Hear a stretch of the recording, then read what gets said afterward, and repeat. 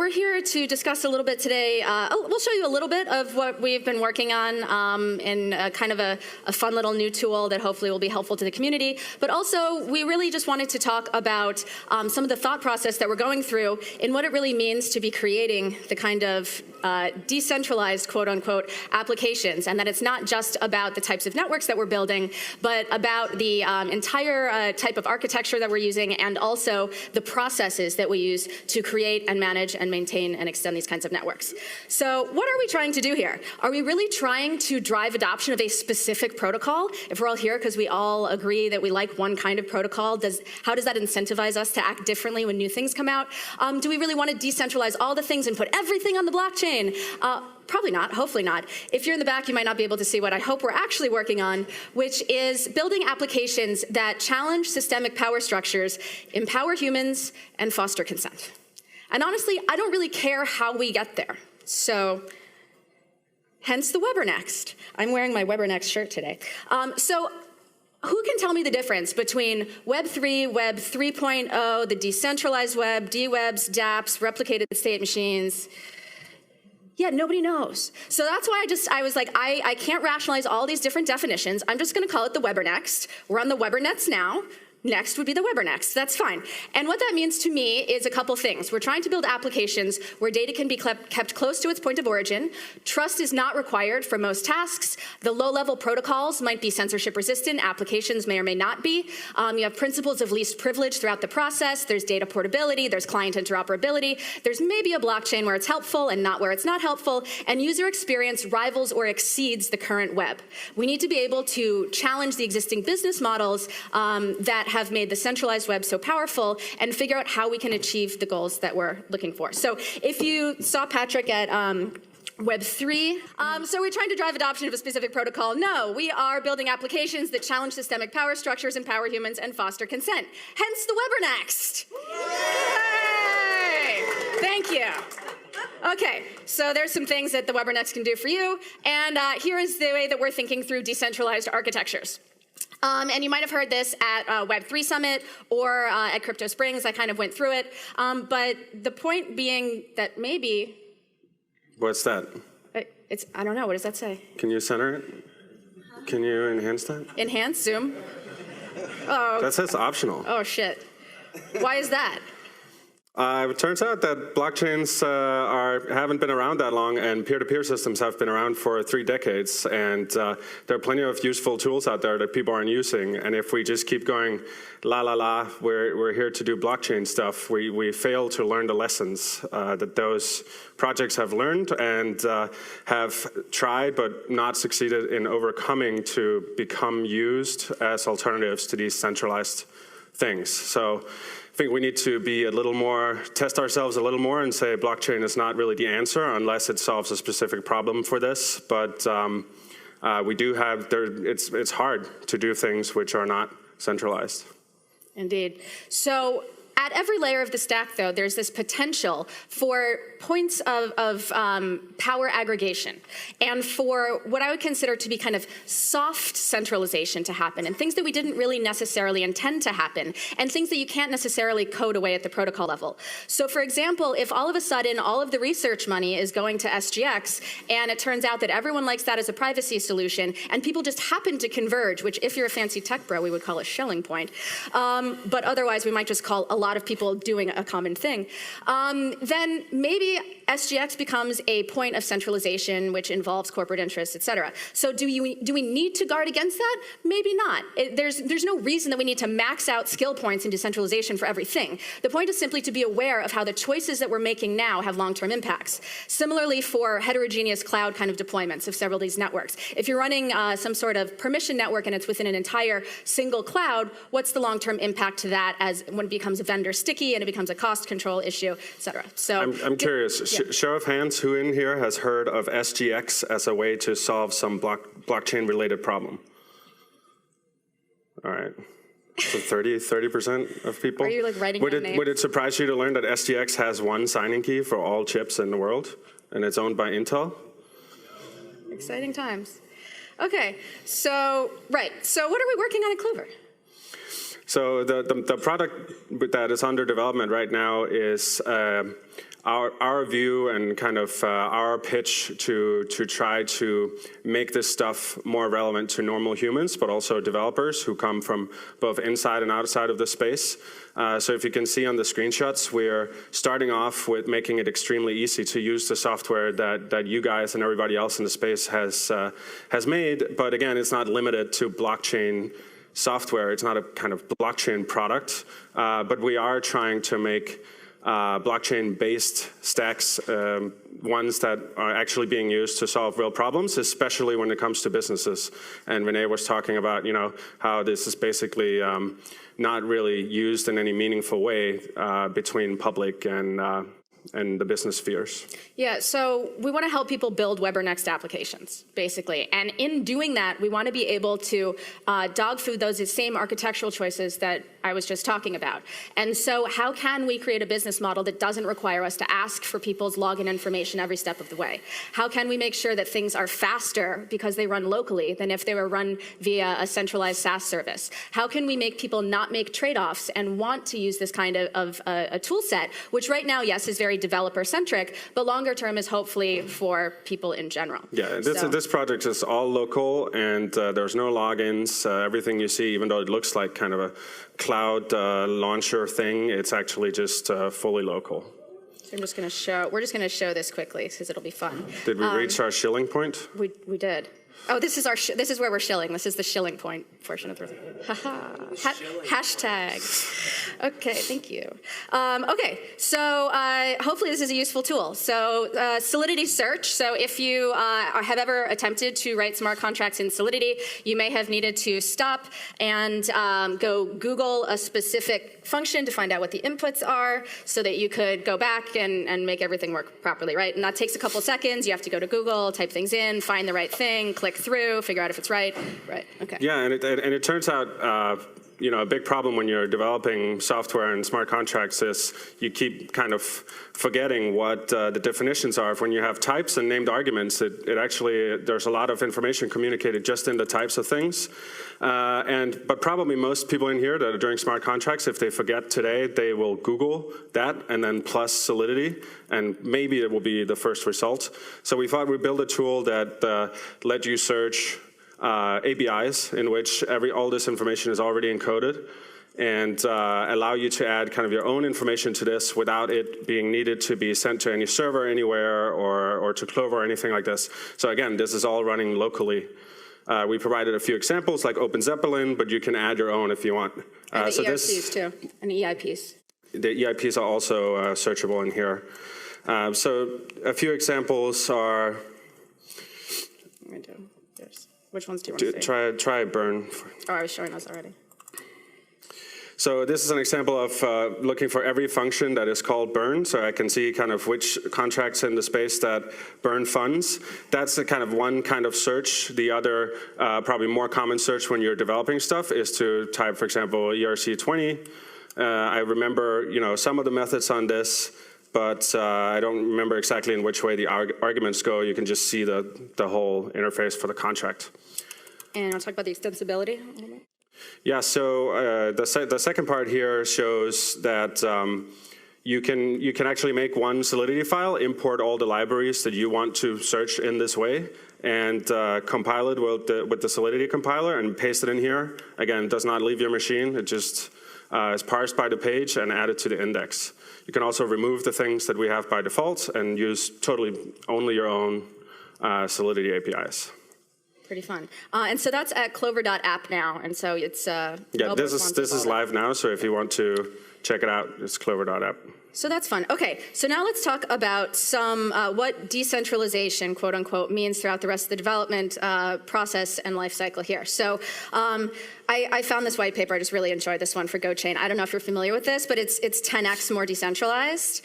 And it's 100x faster and 1,000x greener. I mean, that means it's really good. This sounds amazing. And I was like, how is it so much more decentralized? So then on their FAQ, it's like, how can I become an authoritative node in this amazing decentralized network? Apply here to be considered.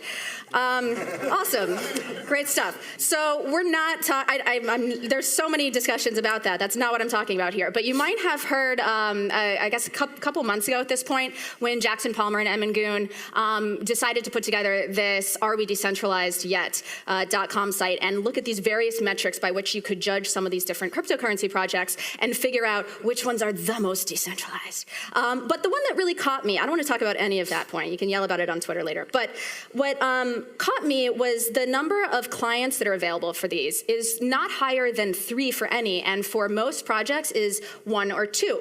And now we hear a lot of the time, anybody can make a client. If you don't like it, just go build your own. And there's many Bitcoin clients, and there are actually several Ethereum clients as well.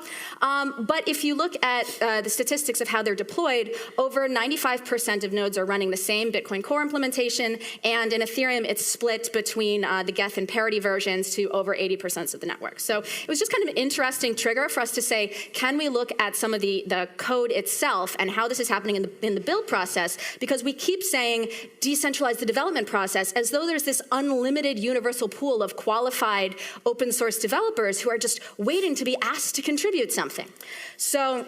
And this space tends to take a lot more pride in being decentralized and different metrics, and keeps kind of holding it over each other when they fail to meet some of those metrics. But yeah, we poke at each other, right? So you might have seen yesterday that the Zcash Foundation, which is not the Zcash company, as Zuko would like to remind you, and of which I am a board member on the foundation, so full disclosure, today is the single most important step for robust and capture-resistant evolution of Zcash in the long run. I thought it was interesting the way that he didn't say, we want to decentralize Zcash. He was very specific in saying that we want to make this a capture-resistant evolution, wherein it's not just about having 2 clients, a la Ethereum, or Geth and parity, but it is about having multiple clients which are also governed by separate organizations. And that's cool.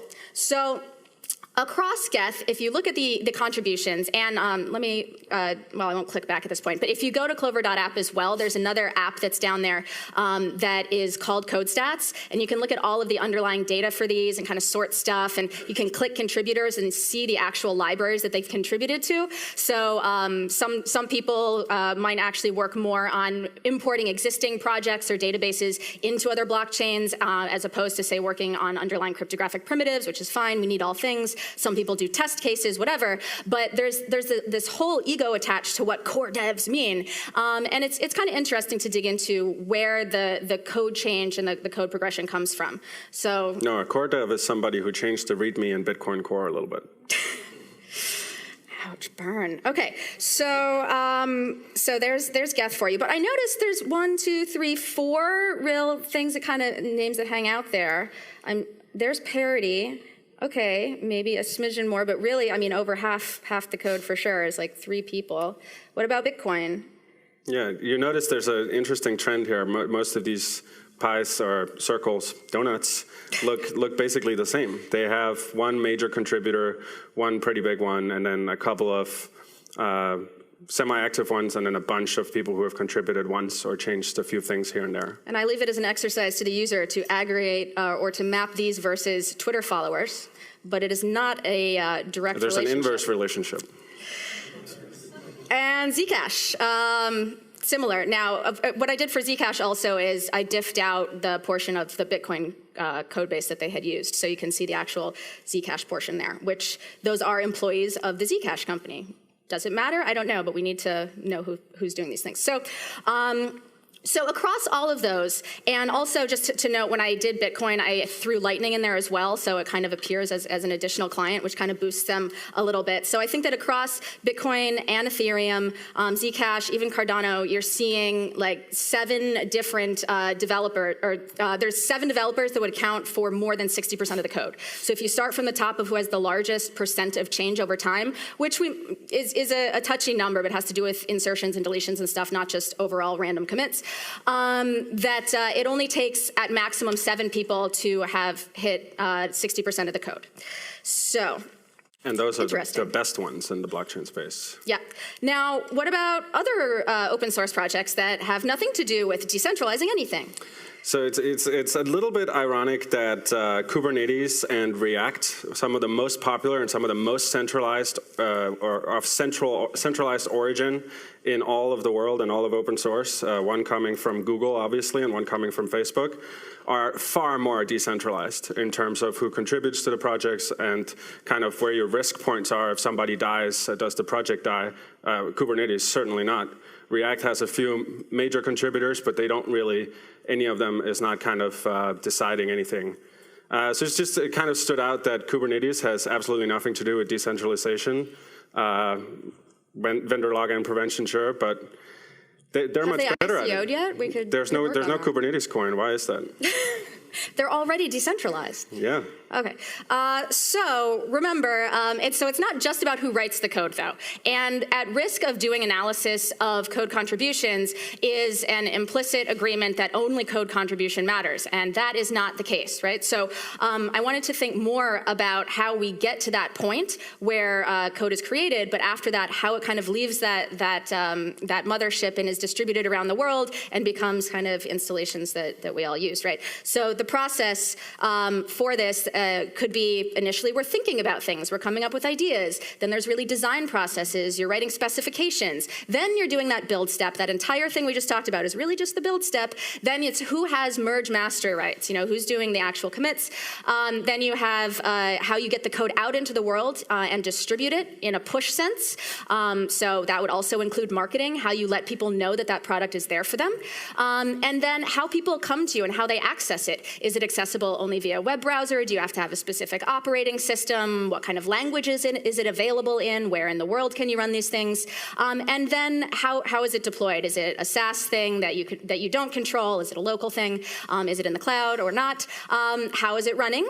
And then how is that reporting happening? And then going back home, right? So how do we handle bugs, monitoring usage patterns, figuring out what we should build next? That's really, it's a long process, and it's not just the DevOps process. It's a full product life cycle. And you could have that same kind of soft power aggregation at any of these points, right? So if we talk about the brainstorming process, and the obvious question is how many people contributed ideas to this project, right? But maybe some of the less obvious questions that we should be asking as we go through this are things like how are new ideas solicited and from whom? And how are we processing and capturing them? Who feels qualified to be able to share those new ideas? What tools are we using to capture them? Where are they available? Where do they run? How dependent are we on GitHub?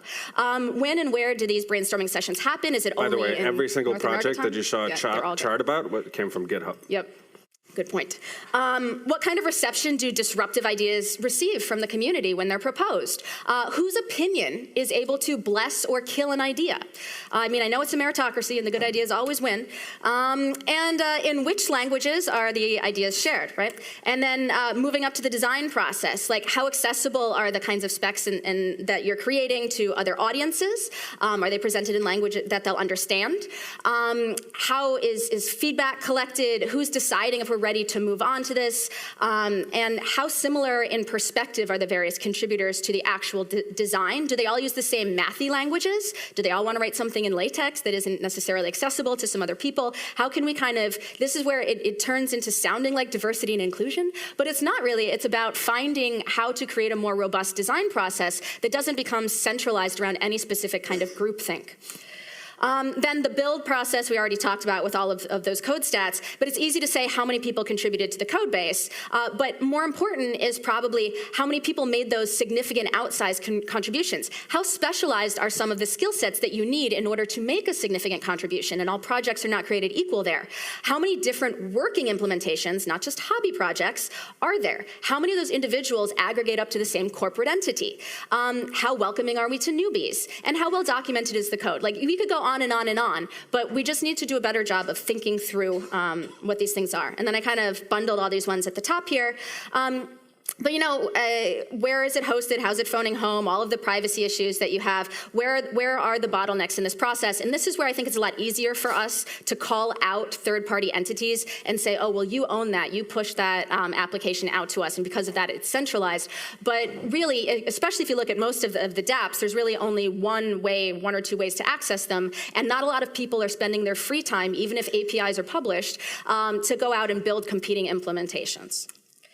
So to kind of wrap up here, how might these soft dependencies impact the Ethereum community and also other cryptocurrency and decentralized projects at large? Well, every single one of the points that you just mentioned is a point of centralization in a way. And in a way, a lack of diversity is also itself a point of centralization, because you do not get that that heterogeneity. And so our takeaway is, or our takeaway for you is, try to evaluate the projects that you're currently using in the space and the project that you're developing, and see where these fault lines are, because if we're really trying to truly become decentralized, we can only cheat for so long before somebody kind of calls us out on it actually not being decentralized. And ultimately, what are we trying to build? Is it about maxing out those decentralized stats and competing stats? And if we do that, do we not run the risk of ending up with either a year of the Linux desktop problem for these applications, or possibly that it stays something like Tor, where it's great for people in the bubble, but not widely acceptable? We need to think kind of outside that bubble and remember what the ultimate goal there is, which is to build these kind of applications that allow us to challenge existing power structures and foster human consent. So, thank you. It's cool to see how you lay out the development process and suggest how we can decentralize that. Is there any, do you guys at Clover adopt any kind of practice in that development process to make your code development process more decentralized? Can I answer that? I think there's a danger in kind of adopting a methodology versus keeping these things in mind and evaluating them when new information meets you. So we do think about these things all the time, but it's not kind of a rigid process to go through, because once you have kind of a rigid process, it gets a lot easier to lose information and care about the wrong things. Yeah, and I really don't think that it matters that a single company or even a small group of individuals are putting tools out there if those tools are allowing the people that use them to achieve the ends that they're looking for. We just need to be aware that, yeah, if those people get hit by a bus or that company implodes or they just suddenly decide that do no evil was a bad slogan and then we're stuck with it, like that, those are things that we need, that the community needs to inoculate itself for. And hopefully, theoretically, market forces are supposed to take care of that, but it would be probably a better idea to design for it up front. And it's not really easy to say how we live up in the tools that we showed, for example, to kind of being decentralized. Of course, it's hosted centrally, but you could take those JavaScript files and HTML file, you could put it somewhere else. So is that decentralized?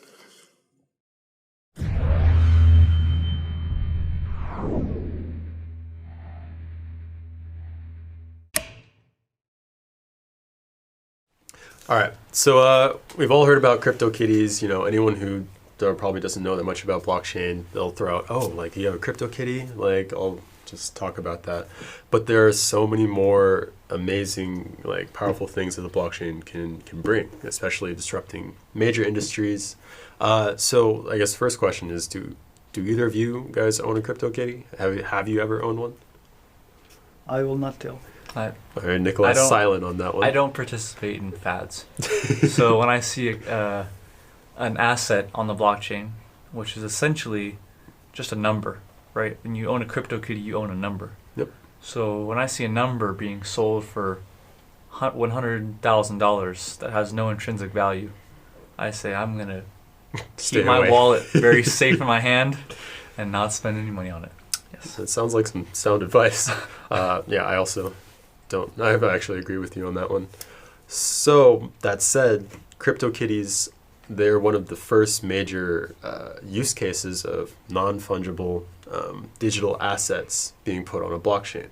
Now CryptoKitties might not have any tangible value, but that concept, being able to put something on the blockchain and basically digitize ownership, verify ownership digitally, that is something that's extremely valuable. Yep. So why don't we talk about some of the different use cases that we've seen in terms of digital assets on the blockchain? So I think there's a team we're working with at the Den, and they're putting real estate onto the blockchain. And I think that's a great use case, right? Because real estate is something that's very expensive to get into. Yeah. And so now if you can just own a fraction of some real estate or some real estate portfolio, now you can go and expose yourself to the market without having to go put, $1 million down like you would have to do in California to become a player. So, and then there's also other things that are being tokenized or turned into assets, so people they say, oh, you can buy my gold asset token, and one token in this contract represents One one bar of gold in the real world. Obviously, it's whenever you have, so even with the real estate case, it's very hard to verify that, the company isn't just running a scam, because that's what happens a lot, right? If you can go and so easily create a stock or a certificate to own an asset, be very careful when you buy that certificate, because that certificate may not be backed up by anything in the first place. It's very true. Well, so if we take a step back, so there's an interesting concept of tying something that is digital to kind of bind it to something that exists in physical world. That's something to consider, because not all the options are still explored there. Yeah, absolutely. And second one is about the digital asset. So CryptoKitty is just a model, kind of was a social experiment, or still is. A successful one, kind yes, but which proves that there is a lot of market share or space to cut a lot of I don't know, to optimize a lot of businesses, and it's up to the kind of agreement of the community or the country, if it make it part of a law, because that kind of has to go hand in hand if you want to make big things happen. Then it has to be an interplay. In the beginning, yes, it was. I look at this more of a proof of stake example. It was just the first use case that caught fire, and it sparked a lot of interesting topics to analyze and understand. And then what is next? You can make assets for anything. This will affect every single industry. If you make part of the regulations, then it will be a lot faster and easier to sign, and or even simply it can go even as far as cutting down the use of paper, which has a very good and positive effect on the planet, because you don't have to cut trees in order to sign the papers or so everything. But why I said it has to be understood, because there is digital signature, so you can do everything electronically. So what's the point in having other types of CryptoKitties? So it's a very, very interesting concept to look at. I can give an example. The VR industry still figure out where to go between AR or VR. Maybe it will be a combination of both. But there is already games selling assets in the VR world. In the world, yeah. Yes, means there's games, they sell things in the VR world. They are virtual. How do you identify them? So it all goes, yes, right now it's just entertainment, but at some point this will become kind of reality, and you'll be able to buy stuff and visualize them whenever you want to. Right now it's still kind of a game, but imagine a way where you can see this digital asset on your table. It doesn't have to be physical, and you own it, because that will be or impacting your business. Yeah. Shift away from gaming and think about medicine, where you build a model of the body, of the heart, or anything, and you have patents on it to understand how to heal a heart, how to dissect virtually, and so on and so on and so on. Yeah. So this becomes some kind of asset or part of the IP of your company. How do you identify that, and how do you keep control of it, so you can license the thing, and whenever it gets used, or the model of it gets automatically used by future robots that will do the operations, you automatically get the license, because once it's digital, you can't control it. Yeah. Right. So it's a whole equation. Once you step, the gaming right now industry is more of a experimentation platform until it gets real. Yeah. And once you see how the real businesses and the money starts to flow in based on direct human impact, this is where the digital asset will play huge role.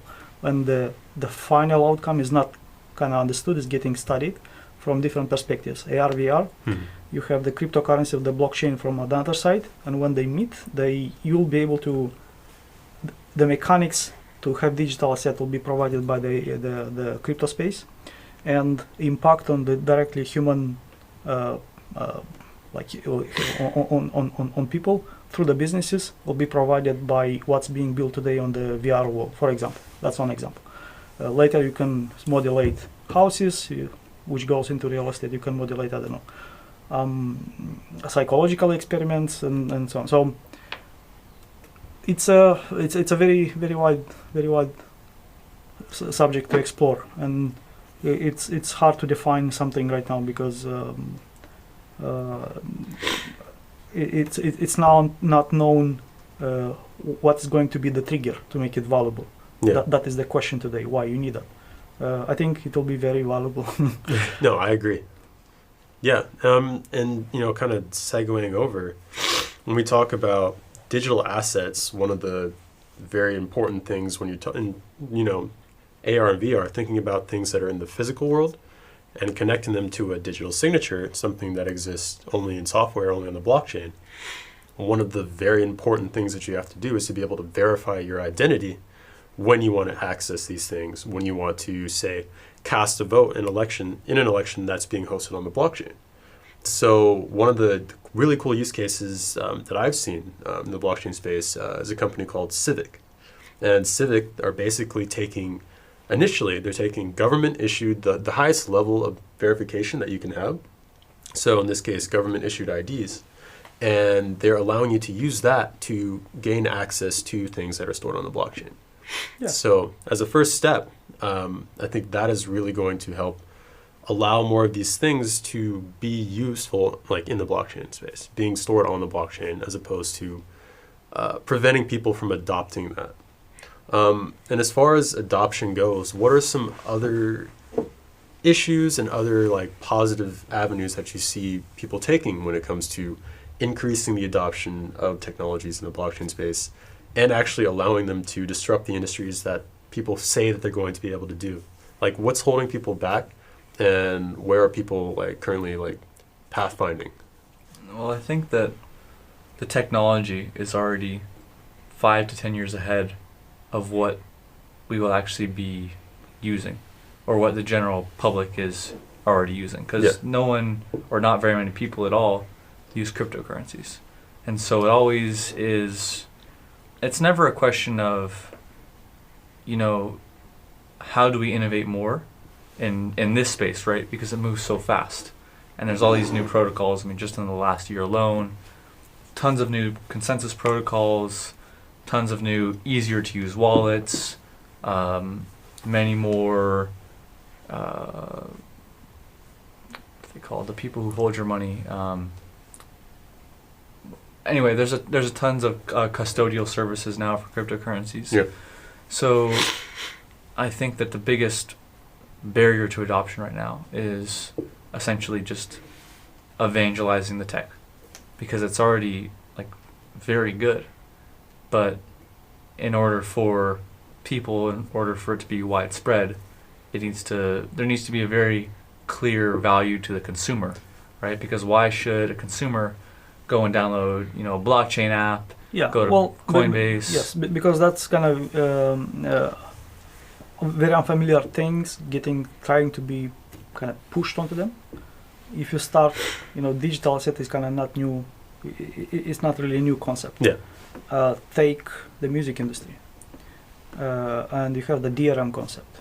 That's a digital asset where you would be able to allow music files to be played only on specific device if you purchased it. Yeah. So it's a way to control access to it, and so in a way you have the music file and you own it and you allow access to it. Yeah. And you can resell it. There are different policies for it and so on. So that's just some. I'm not saying that this is the best example, but that's an example that can be digested by anyone. Yeah. And it's very simple, and then you can build more complex explanations on it. Another one you said about the identities.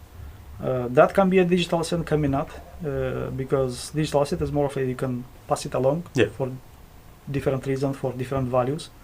That is more of identity and so one person. So it depends. Again, this is kind of, it's getting to be a new or the next level where the crypto space is going to contribute, and it still has to be understood and defined. And as in the beginning, the blockchain was, everything was a blockchain. You know, it's very, very wide and abstract buzzword that defines everything in the crypto space. The same will happen with the definition for the, and now it's more defined. Like the blockchain, this is just the ledger. Then you have consensus, then you have algorithms, then you have different actors and so on. So basically the blockchain now is not what used to be in the past. In the past, it was just was a buzzword that everyone was getting attracted to. So the same for digital asset. Yeah. Right now it means one thing. A year or 2 years later, once it get more refined, Completely it will mean totally different things. Yeah. It will have different implications. It will be a mix of different technologies. And the best way where it will succeed is when it will have direct impact into physical people's lives. Yeah. Through businesses. And the digital asset, it will be just the mechanics to kind of achieve something. Yeah. And I also think another huge hurdle that everyone in the blockchain space needs to overcome in order to evangelize it and add the value that we need in order for people to want to talk about how it helped them themselves is the user experience. Right now, we talked about it before, but in order to make a transaction to send money from one person to another using Ethereum, using Bitcoin, it requires a decent amount of extra steps as opposed to PayPal or opposed to Venmo. So for the average person, where's the value for them in using Ethereum to send someone money for their food as opposed to Venmoing them? So there really isn't right now. And additionally, if you're just an average consumer and you want to pay for a cup of coffee with your Bitcoin or with Ethereum, you're actually better off just using a credit card, because right now there's no way to reverse a payment. Yep. So if you go and send money to someone and you figure out, wait a second, we sent it to the wrong address, your money is gone forever. You can't contact customer support and be like, hey, can I get my money back? Because it's decentralized. Yep. So once you make a transaction, it's final.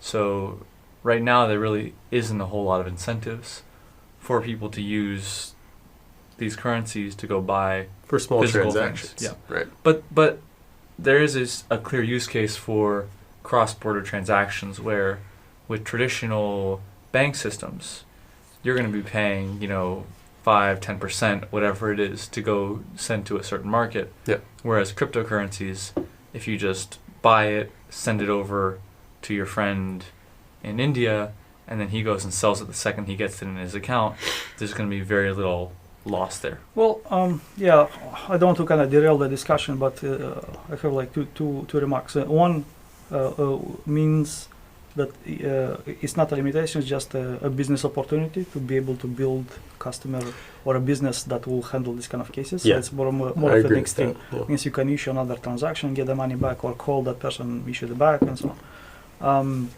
And here is a good example of digital asset.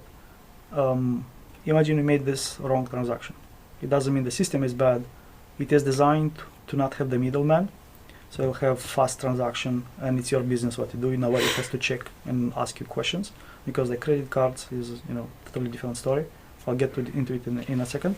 So the digital asset can be kind of insurance, which you sell. In case you made a wrong transaction, you get it back for free, because you purchased in the past a digital asset. So in this case, can be an insurance provided by a business that will take care of your hurdle. All you'll have to say, I made the wrong transaction, please fix it. And you give them that token, which will be the digital asset. Once you give it away, you lose it. You can't get it back. But you get your money back, which is a good thing. Because if you made a couple of millions, then you get a couple of millions back. You paid $100 for it. So that's a good digital example, digital asset. Because you spent it, that's it. Do you know of any companies that are currently doing that? No, that's what the kind of point. That's not a limitation. That's the It's an system opportunity. works as designed. It's just an opportunity for a business. Now on the credit cards, exactly for this it was designed to not have the credit card. So The public ledger at the same time if you do it through everything through the public ledger, you kind of completely undercut the banking system, because today how they suck your blood today by credit cards. You spend money you don't have, and then you're in debt for your life. While on the ledger, you spend money you have. So the analogy will be use only your debit card. They make money for your habit of not using debit card. So that also is an opportunity for another business where you don't have the business, where you don't have the middleman. You spend what you have, and you can actually create more while not getting in debt. Yeah. So it's I think the creator of Ethereum will have more opinionated things to say here. Yeah, definitely. Yeah, so overall, we're very excited to see what happens with blockchain technology in the future. We're all going to be a part of it, and making something really cool happen. So, excited.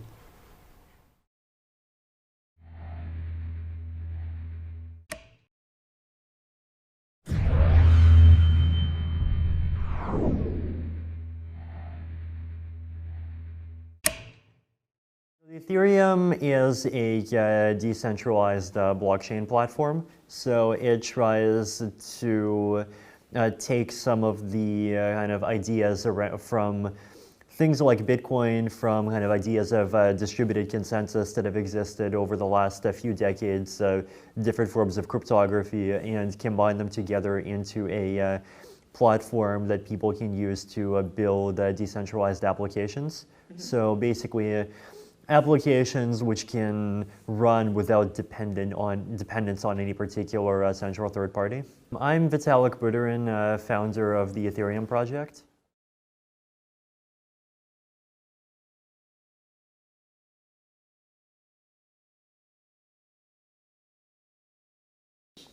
I started programming very early, like really properly programming around when I was 10. Like before that, for kind of years, I would just do stuff in Excel, but then I started programming games that I would play myself in C++.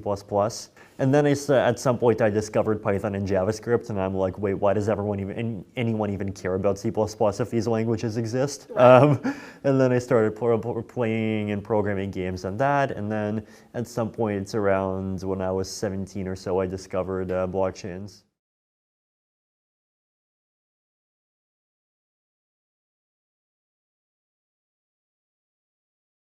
I love the syntax. I mean, it feels very kind of nice and pretty. I mean, it has a lot of features that just make stuff easy that like really should be easy, like support for big numbers, support for like array literals, just being able to make arrays and make mappings and dictionaries and so forth. Like programs that just look nice and clean and take 10 lines in Python just seem to always be 3 times harder in like things like C++. And then in JavaScript, like it's like not having big numbers and then just like mixing up numbers and strings makes it just very easy to have bugs everywhere.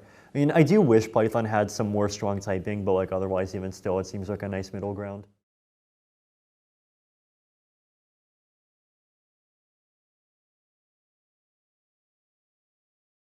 Probably my biggest priority at the Ethereum Foundation is working on the Ethereum 2.0 spec. Mm-hmm. So this is this kind of big upgrade that combines together proof of stake, scalability upgrades through sharding, and a bunch of other kind of improvements to the Ethereum environment, and brings them together into this kind of package that we are very far along in terms of speccing out and even starting to implement at this point, but there's still a few more details that need to be finalized. I think at this point we're at the phase where there is no kind of single biggest problem that's way bigger than all the other problems. It's more like 100 little problems. It's like, oh, there's this part of the spec that's not yet finished. Ooh, I discovered this tiny problem. How do we solve it without introducing more complexity? How do we take away more complexity? How do we do this? And then how do we make like the plasma spec better? How do we do that without making it overly complex? Just a bunch of these small issues that keep on cropping up, because like sometimes you're in the mode where you know what they're of a solution and you just need to kind of write it out and implement it, and some of the time you're just thinking about all of the problems and trying to see if there's even any one of them that you can come up with a good idea for.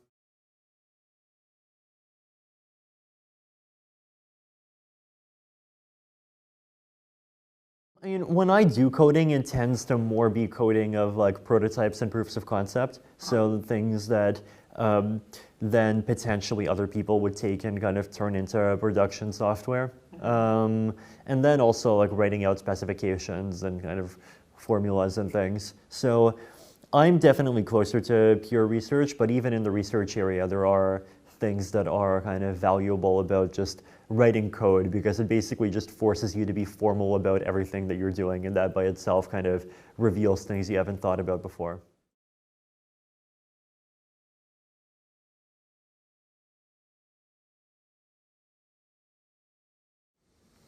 I mean, I think that there's definitely different value that different kinds of protocols are providing, and it would be good to just kind of see the different protocols, discovering what their niches are, and just trying to see if they both kind of provide value to the ecosystem by experimenting and trying out different approaches, but also by I mean, maybe we'll find, moments where we see, like, oh, this protocol makes a lot of sense in this context, oh, this protocol makes a lot of sense in this particular context. I mean, I definitely think that, like, environments that make it easy to build and deploy applications are useful, though at the same time, there is obviously this kind of nagging concern of centralization, especially if, like, half the entire ecosystem starts depending on a particular platform. So, at the same time, these things are useful because they provide like real gains and like developer ease of use. But at the same time, it would be nice if the client implementations in the protocol itself were stronger, so that we wouldn't have to need to resort to these kinds of things for everything.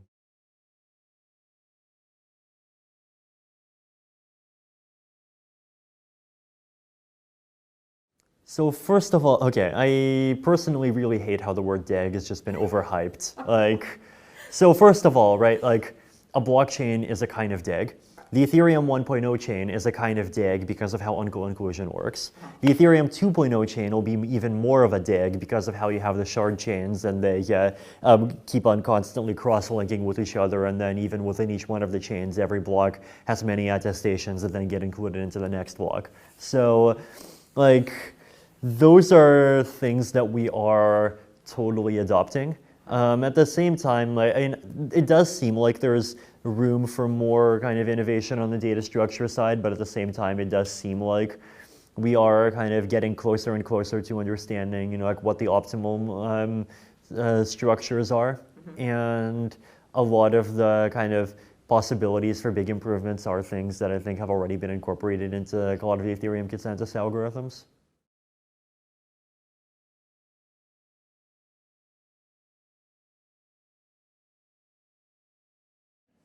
I think the philosophy and the technology are both important, for Bitcoin and Ethereum as well. So, like, for example, the philosophy of Ethereum, I think, definitely carries over a lot of the philosophy of the existing blockchain platforms, which is this idea that, creating these open public platforms that anyone can participate in, creating this, like basically extending the kind of ideals of open source to applications that just have to run with shared data between different users. Things like censorship resistance, also just building platforms that work from, like anyone can access from anywhere around the world.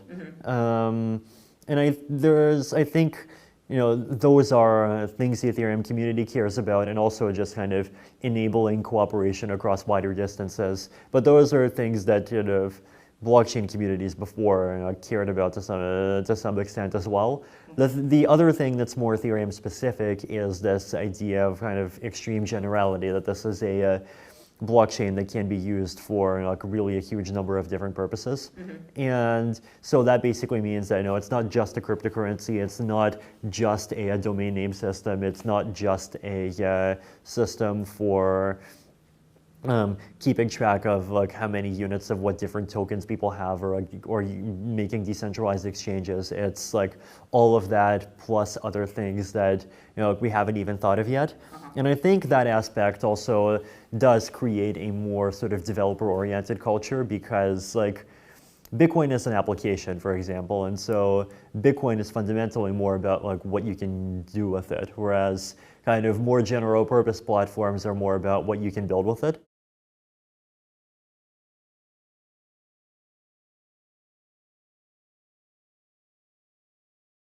I would say if you're just entering the blockchain industry, and first of all, it's important to just get a good idea of like what the status quo is in terms of what people are working on, what things are possible at layer 1, what things are possible at layer 2, what things are possible from the point of view of applications, like where research is going. Part of the question also depends on like what you see your personal specialty being. So like, are you a mathematician or a cryptographer? Are you a kind of low-level developer? Are you someone who's kind of interested in working on things, directly related to empowering people in Uganda? Are you are you interested in like solving user experience problems for like millions of regular people? And there's space in the community for people of all types. But depending on that, you might have a kind of different focuses on like whether you want to end up learning kind of the finer grained details of how a ZK Stark works versus the trying to understand more from a kind of economic and business standpoint, like what things the blockchains enable that were not possible without it. Yeah. And if you're doing that, then like it's important to try to kind of get your own good understanding of that, so you can try to figure out what kind of a blockchain application makes more sense, more from first principles.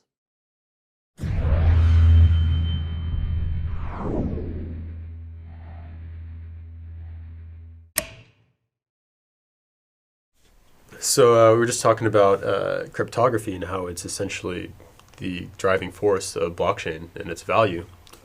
So how does cryptography in the blockchain and its value there, how is it different than how we've been protecting content, protecting data online in the past, like through a traditional database?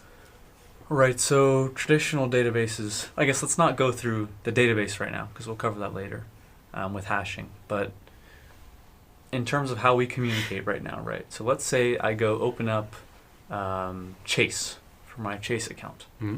And now I need to go transfer data to Chase and get information about my account securely without someone in the middle being able to listen in and grab that data. Yeah. So what we do is we have essentially a key exchange where we have a public key and a private key. And so I send my public key over to the bank. Say this is my public key. They take my public key, encrypt a key that will be used for the rest of the traffic in that session. So then they go take that key that's encrypted, send it to me. I go decrypt that key, and I say, okay, we're ready to transfer. There's also more handshake protocols, but that's essentially what happens. And that's opening up a channel, correct? Exactly. Yeah. So we use public key, private key encryption. So we have our private key, and then from our private key, we derive a public key. And now anyone can encrypt data with that public key, and then they can send us that data, and no one listening in the middle can go and tell what that data is, except for the person who holds the private key. So then you take your private key, unlock that data, and now all this garbage suddenly makes sense. Valuable information. Exactly. Yeah. So then, so that's a public key, private key system. So that's called asymmetric cryptography.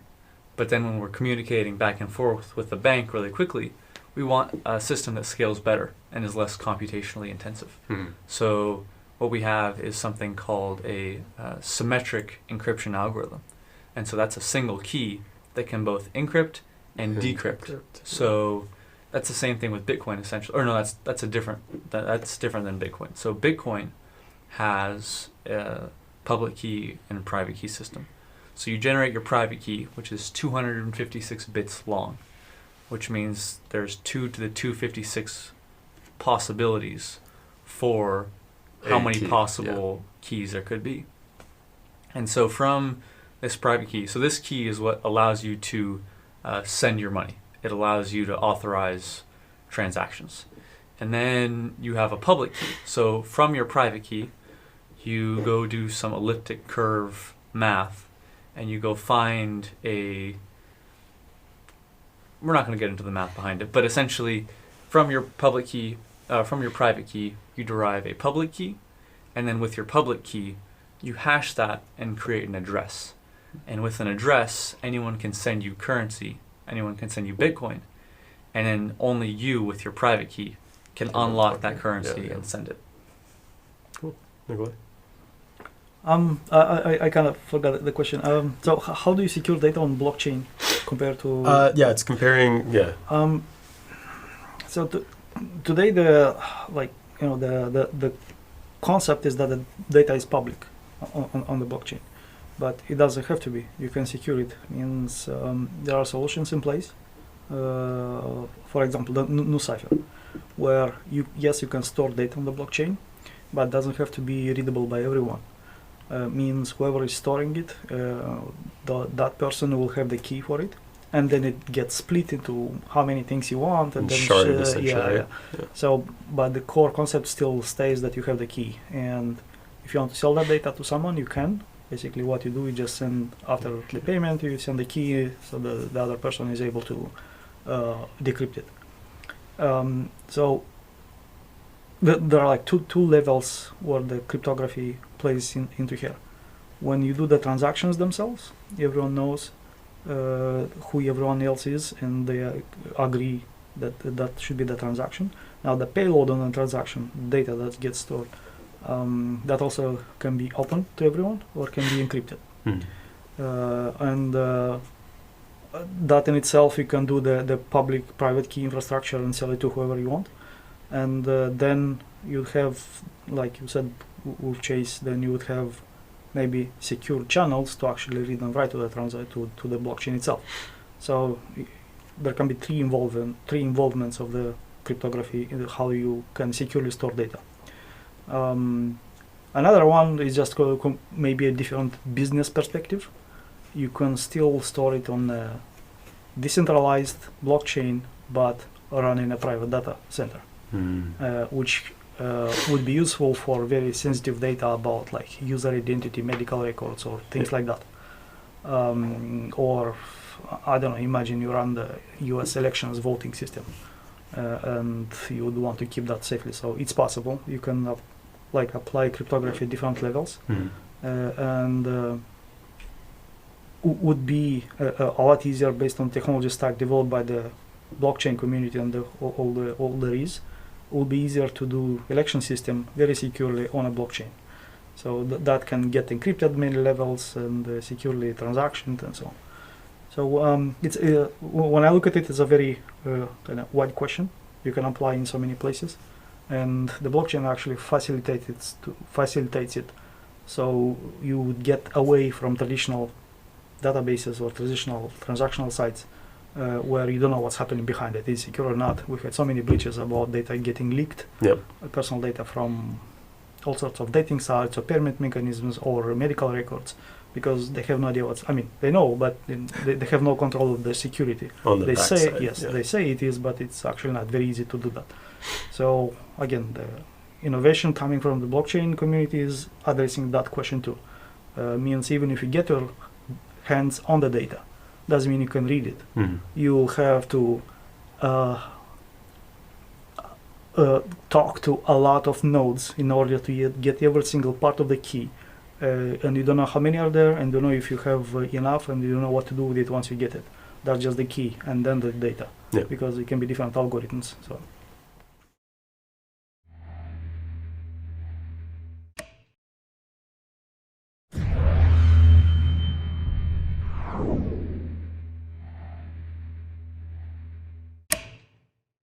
I'm Alexandra Skrzypczak. I'm co-founder and software engineer at the Golem project. And Golem is decentralized market for computing power. So there are like three main roles. One of them is provider. So if you have a machine that is online all the time anyway, like this powerful gaming PC, you can rent it with our network and get some tokens for it. If you have like this heavy computational task, then you can be a requester, and just instead of renting some machines from huge data center company, you can rent it from normal users scattered around the globe. And if you're a developer, you can integrate your application with Golem and get like some additional money for open source software. Golem is like the platform, market platform that connects these free roles and these free people.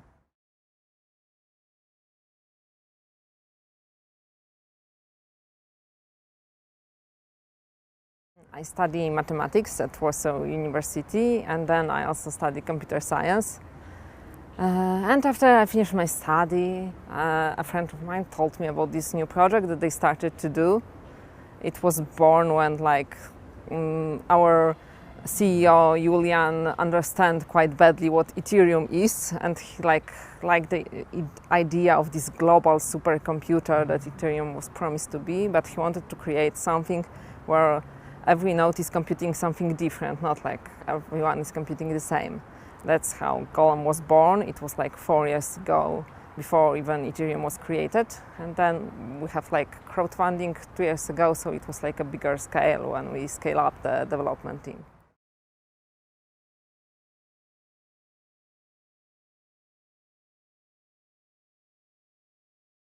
Okay, so it's like separate network, peer-to-peer network created right now from scratch in Python. It's called P2P2, and it's our own peer-to-peer implementation. Right now we are moving to Rust, and probably we want to integrate like some other peer-to-peer like libp2p probably. And we only use Ethereum right now for payments, so like nodes when they agree on some computation and remuneration for the computation, they got payment on Ethereum with Golem token. Yeah, like we want to use some peer-to-peer implementation that are now also used by Parity Node and IPFS, so this libp2p, but it's gonna be separate network anyway. But we also may want to use Ethereum for other things in the future, like for example, some trust and certificates, but that's like for the future. Right now, it's mainly for payments.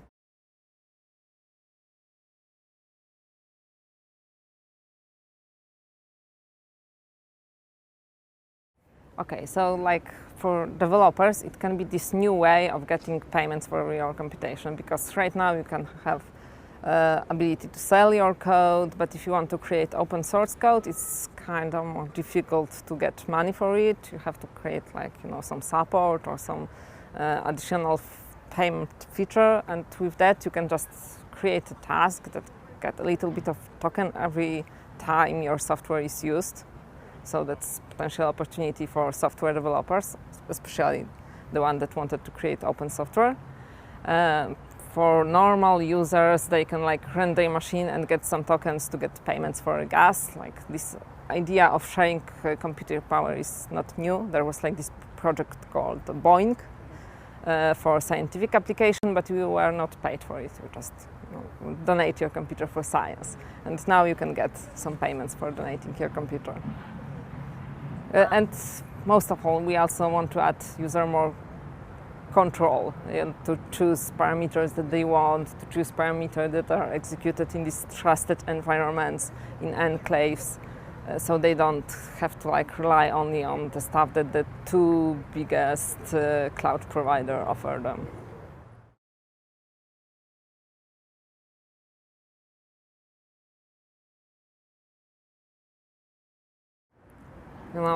With the current world and the changes that we observe in the world, keeping your data private against the government and keeping it censor resistance, that's kind of crucial. We have different political changes. We know how it ended up for Snowden and cyberpunks, so that's really important.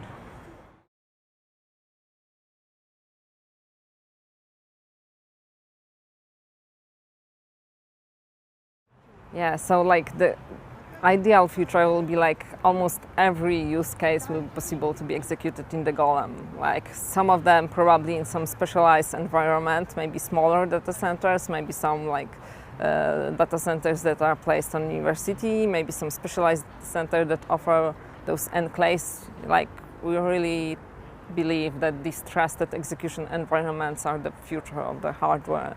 That can like assure that the data are really protected and users have a full control of their data.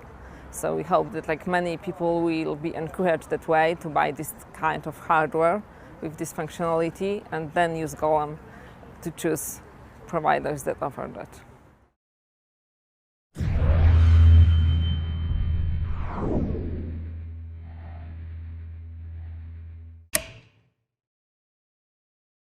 So another key topic that comes into the blockchain discussions, especially when we're talking about cryptography, is hashing as a very important aspect of it, right? Can you tell us more about like what the importance of hashing is within the blockchain? Yeah, so first off, for everyone who doesn't know what hashing is essentially an algorithm where you put in, for any given input, there is a deterministic output.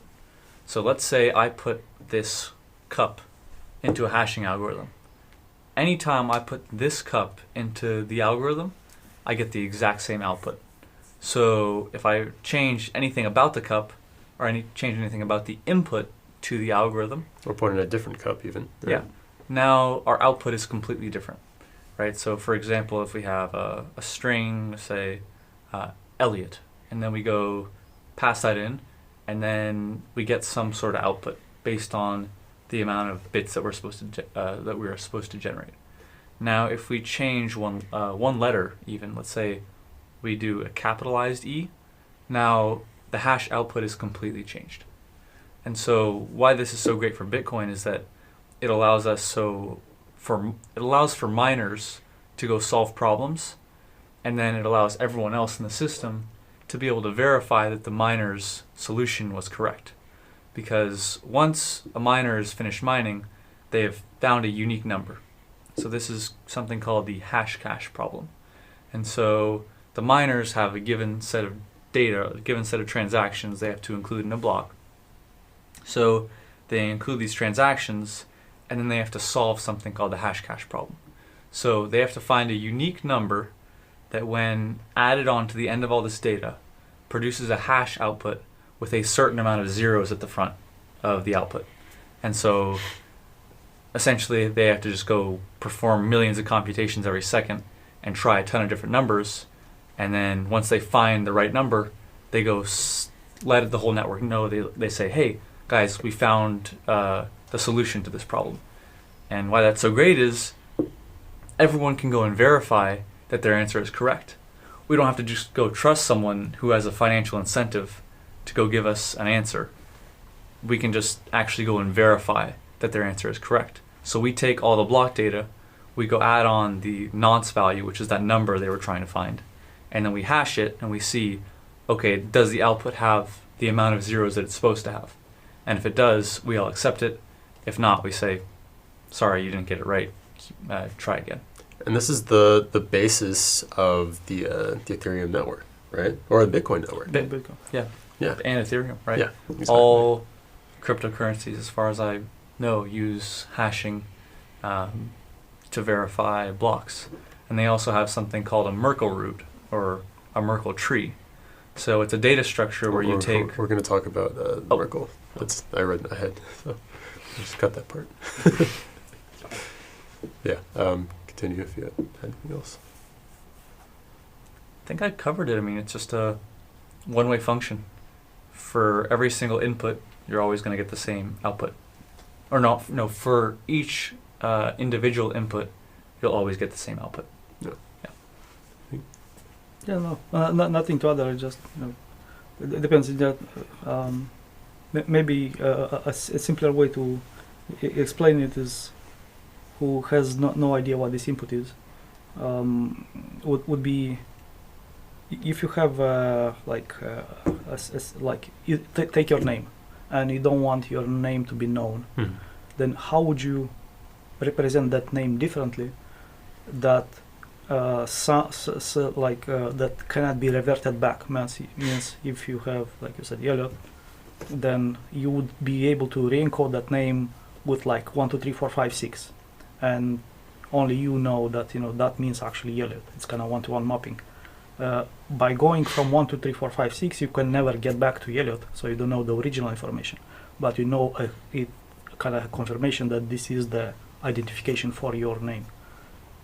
So this algorithm that we said it's one way. If you pass it, you cannot go backwards from Yeah. it. So that's all. It's kind of mapping from one encoding to a different encoding. And you can use the other one saying, you can use this to verify anything else. This for me means one thing. For you, you don't know what it is, just some kind of random thing. For me, it has a meaning. For you, it don't. So you just use it to do other things. Well, it's like an identifier Yeah. once it's been run through the algorithm. Yeah. And then you can use it to verify if you have the original input. Right. So basically, you are enabling people to operate on data without knowing the content of the data. Yeah. So you can encrypt what the data is and let them know there is data, that's confirmation for it. Mhm. Use that for any other operations, but you don't know what the data is. And we use hashing algorithms in databases to store passwords. So instead of saying, oh, hey, let's go store your password in plain text on a database and go check to see if your password is the same that you entered when you're trying to sign in, Yeah. we instead store the hash of your password. It And has, so that way it makes it a lot more secure, because if someone breaks into the database, they can see all the hashes, but from the hash they can't get back to what reverse engineer it, exactly basically. what the password for was. that's kind of the general use for the blockchain movement or cryptography in general is that the hash length will have a fixed length. Yeah. So that's how you can encode an enormous file into 200 characters. I'm giving an example. It can And be that's- differently. And that's how all hash algorithms are, right? Yeah. Like they There's all a have a finite, specified amount of bytes that they will output. Yes. So the kind of the appealing point is that if you have a MP3 file that is like 10 megabytes, you would not pass 10 megabytes everyone who wants to kind of. Yeah. So what you would pass is just 200 bytes. Of the hash. But that 200 bytes represent the actual file. Mhm. Because if you change one bit in the file, the hash will be different. So what you operate is very low data passed around on the network. That's why the hash is kind of a compressed down confirmation that there is a data, and you just use that. So it's very low on traffic. That's kind of the appealing point. So you verify the hashes, you don't verify the 10 megabytes, you verify 200 bytes, which is a lot faster in terms of CPU computing power. Yeah, in storage, computing power, Yeah. it's just less intensive overall for the entire network. Yep.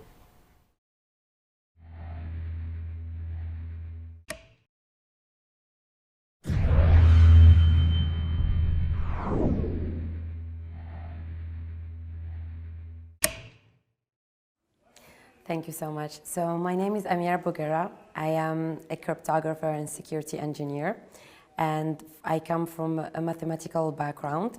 I work in the blockchain field since almost 2 years right now, and I started a project called Hellhound with my co-founder Sajida. And the project Hellhound is about an off-chain computing network that allows decentralized applications developers to implement privacy by design in their applications. My name is Sajida Zouari. I'm French from Paris. I'm an engineer and I did research in computer science for a PhD for 3 years. I work on critical data transmission and complex system. I got into blockchain in 2015. At first, it was mostly with hackathons and meetups, so I really wanted to get a sense of the community. And I started organizing events and sharing knowledge and trying to find people with common interest. I co-founded a project called Hellhound with Amira about privacy, and this came from some of my research topics around how to do computation on data without disclosing them. And that's why in 2015 I started a project called Kidner, which aims at scaling kidney paired donation. So the idea is that using blockchain, we can actually create a network of hospitals that's going to help people get a kidney transplant faster. And so this is how I can link blockchain and social impact.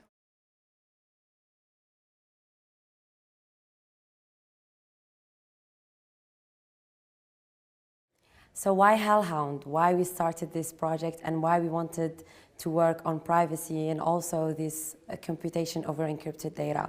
So for myself, I started when I was studying cryptography, I was always interested in everything related to data privacy, to data confidentiality, And I've worked, starting from 2015, in a research lab about homomorphic encryption. And it's homomorphic encryption, it's a way of doing computation over encrypted data without disclosing it. So I worked on those projects mostly for research for several months. And then after that, when I finished my studies, I started being interested in the blockchain because I was introduced to it in a course at school.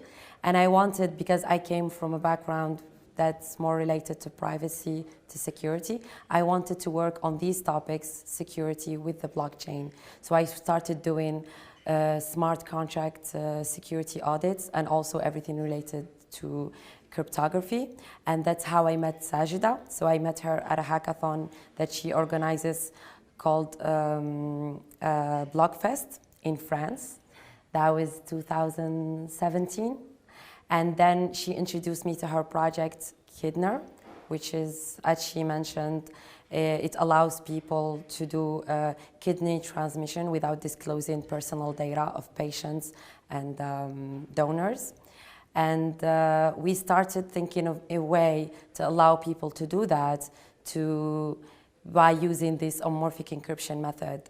And that's how we started kind of working together in a non-official way. And then she joined Consensus. She told me about it. At that point, I was in a different company called Stratum, also working in the blockchain field, in mostly in traceability.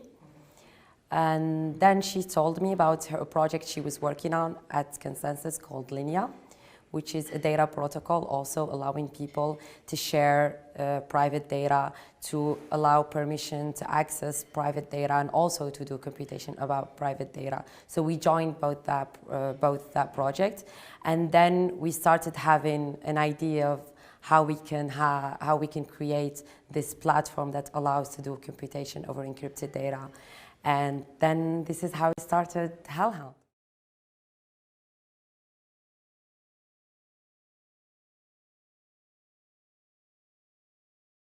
So what is Hellhound? Hellhound is a protocol that we're developing in order to enable developers to have privacy by design in their architecture. We know that it is not easy for a developer or for someone that has no mathematical or cryptographic knowledge to use those tools, to discover them and apply them properly. So sometimes people, they just don't use it. Sometimes when they use it, they introduce vulnerability. And so that's something that we want to avoid. We know that those techniques have been around for decades, but they are less used, and they are not used for the benefits of the end user. So today people are very used to just give away their data and lose control over them. And we believe that another paradigm is possible. Especially with blockchain, we have a second chance at rebuilding the web, at redesigning application. So our idea is to say, okay, since we have a window of opportunity, let's offer a protocol that is user-friendly and efficient and secure so that the app developers use them now, and so that application of tomorrow that will take over what we know today are private by design or respecting these guidelines. So Hellhound is going to provide a protocol that enables nodes to communicate in a safe and secure environment. So what that means is that we're using encryption everywhere, like everywhere. Nothing is disclosed in the Hellhound platform. So the nodes performing the computation, they never have the real data, the plain text data. And so that's our engagement. You send us your data encrypted. We are able to compute on them with different approach. We give you back a result, and you do whatever you want with that result. So we're dividing the tasks. We don't believe in the fact that because you have an application and you're offering a service and getting paid for it, you have to get this double bonus, which is also getting the data. So now an application can come to us, deploy a computation algorithm on our network, and the user of this application send their encrypted data, and Hellhound is the third actor in this, is going to compute this data without knowing them. And then the application is still there and can display it to their user. So everyone is still here, no one is cut off from the value chain, but things are more fair. Kidner is a good example of that. So the idea of a kidney pair donation is that you have to find matching pairs of donor and recipient that are incompatible. So I'll give you an example. You come to the doctor and someone from your family is willing to give you a kidney, but then you discover that you're not compatible. That's a pity because it's very hard to find a compatible donor. So what we do is we offer them another option. They can join a pool of incompatible pairs, and the algorithm can match them and find cross matches. And so by scaling this to a bigger scope, then we can have more and more occurrence of this compatibility, which means more and more transplant opportunity, which means a reduced time on the waiting list.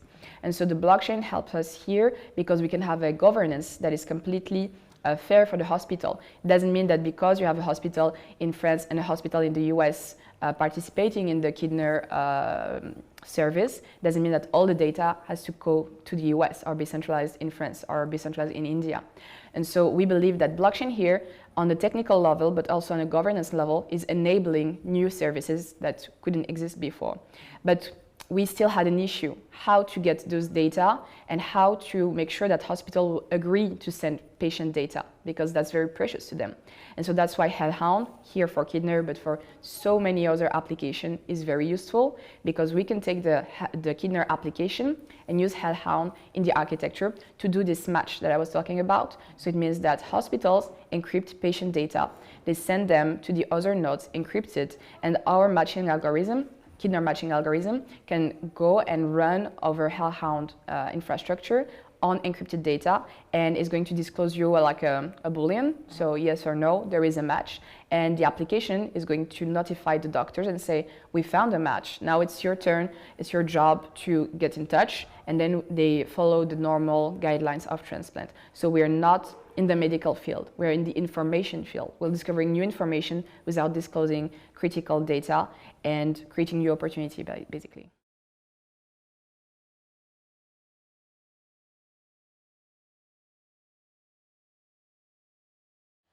So why we think data privacy is so important?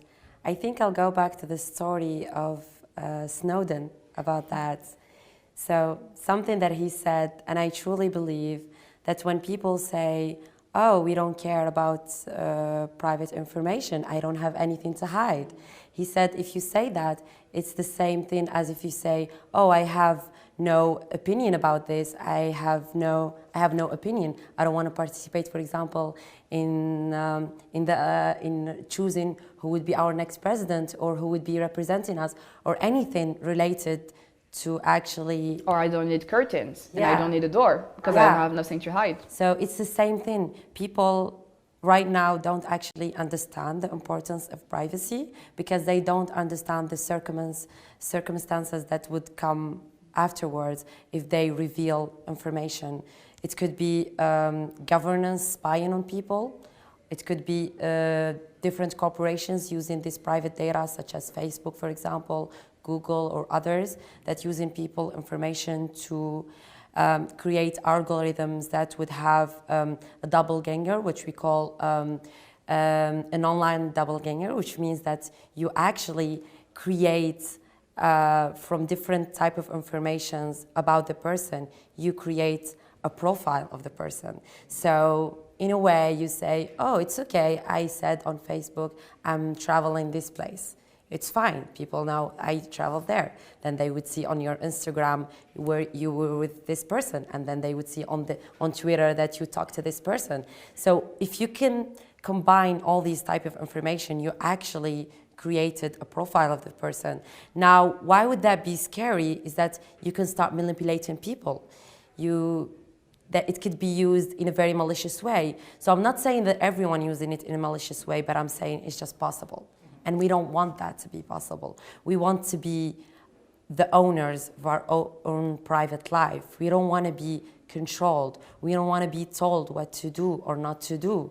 We don't want to be said, oh, you cannot have, for example, medical, what we say, service, like medical service. Just because, oh, they know, for example, that this person took drugs or this person had this HIV or this person had this, and because they know that these type of information about people, then they will not provide them help. Or credits or job or any kind of services. The more you know about a population, the more you can use this information to discriminate and say this service is just for these people, etc. But when you don't have this information, you just don't know. And so that's a freedom that is very dear to us. Obviously, it's not just black and white, but that gray area is where we want to put a line so that people can at least know and decide when they share and when they don't. And today, it is so complicated that everything is shared by default. And everything that we read about confidentiality and, you know, like, we're talking about Facebook, but so many other changing the term and condition for being more respectful, it's bullshit. Because at the end of the day, people, they just don't understand those terms. People, they don't even know that there is an API. They don't even know that I can just pull all their tweets for the last year. They just don't know that. So when you don't know that something exists, you cannot fear it. And if you cannot fear it, you cannot protect yourself from it. So there is a lack of education here, and that's where Hellhound is also trying to help. We do not intend to only do technical tools. Obviously, that's our core.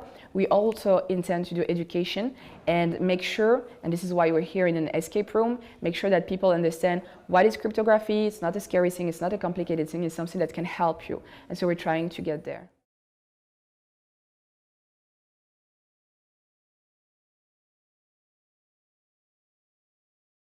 So our advice to new developers and people interested in cryptography is to pursue this interest.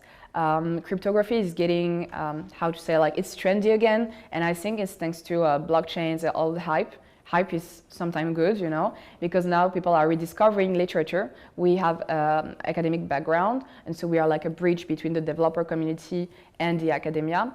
And so what we see is that things have been around for some time, but they're getting rediscovered, they're getting implemented by developers. And so we believe that there's a lot of jobs, a lot of opportunity, a lot of new protocols to be implemented, new things to be discovered. And so it's a great field to go. Plus for people that are interested into that, for me, it's also a field that can help people. For me, that's important to have both things. So it's technically and intellectually challenging, and also it has a real impact on the world. We also think that we're trying to help these developers because so many of them, actually, they do have an interest in privacy. They do have an interest in cryptography.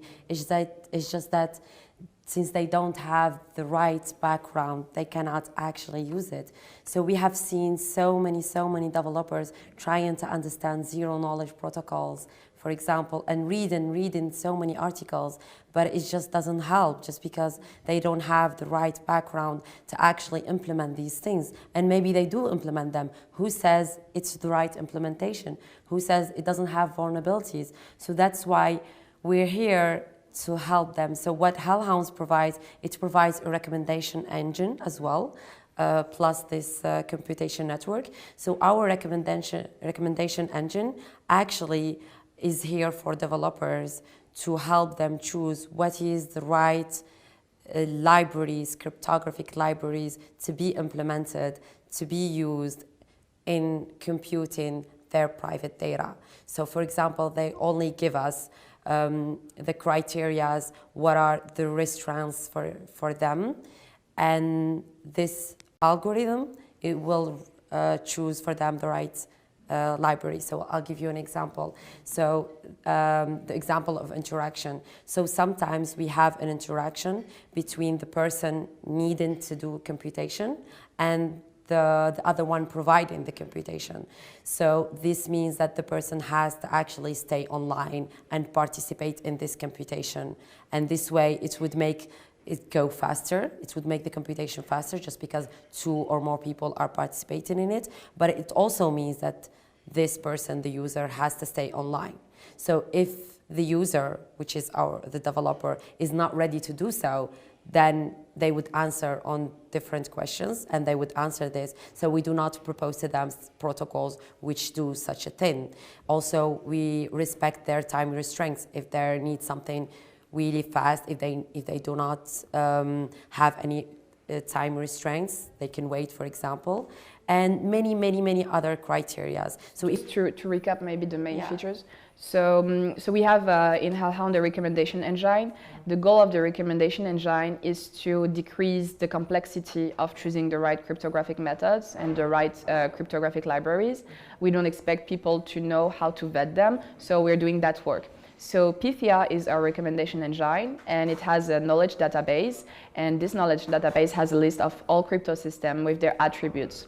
And so then on the dashboard, they're able to play with criteria depending on their use case and get back the recommendation that fits their use case. The second module is the Cerberus. Cerberus is the friendly module of Hellhound. It is public facing. It is what's going to be on the client side, the user, and it's going to help the user get into interaction with the Hellhound nodes. So we consider the Hellhound nodes to be in the underworld. That's the universe. So Hellhound nodes, they just don't care about what's going on the user side. They just get the information. They run the computation accordingly to instruction. We have verifiable computing, so we do verification. They just cannot cheat. But on top of that, we have an incentive mechanism so that if anyone cheats in these actors, even the user, their stake goes away. So they'll lose money. And the Hellhound nodes, they have an incentive to work to run this computation because they're going to earn tokens, money, by running heavy computation. And so the last piece is the Styx. So the Styx is like in the mythology, you know, this river with the trapped souls. And we consider souls to be data. We just said that for us, if you have enough data about someone, you can recreate that person virtually. And so it's like the soul. And so basically what we are doing is protecting the souls in the underworld, and Hellhound are the guardians. And so the Styx is the smart contract suite that is going to trap critical information, proof of calculation, medical trees, anything that we need to make sure that everything went well accordingly, that the nodes that are not malicious well rewarded, that everything runs smoothly in a decentralized way. And so the Styx has several smart contracts in it. And so the idea that we have is to run all the computation off-chain, which is the best thing to do, but still use a public blockchain to store, to anchor the critical information that are needed. And so we don't consider ourselves to be a central part. We're just going to provide this open source. We might be also Hellhound nodes at some point and run this computation, but this is a gift that we want to offer to the community, and we hope it to be used, and we hope to have more application using these tools to have privacy by design.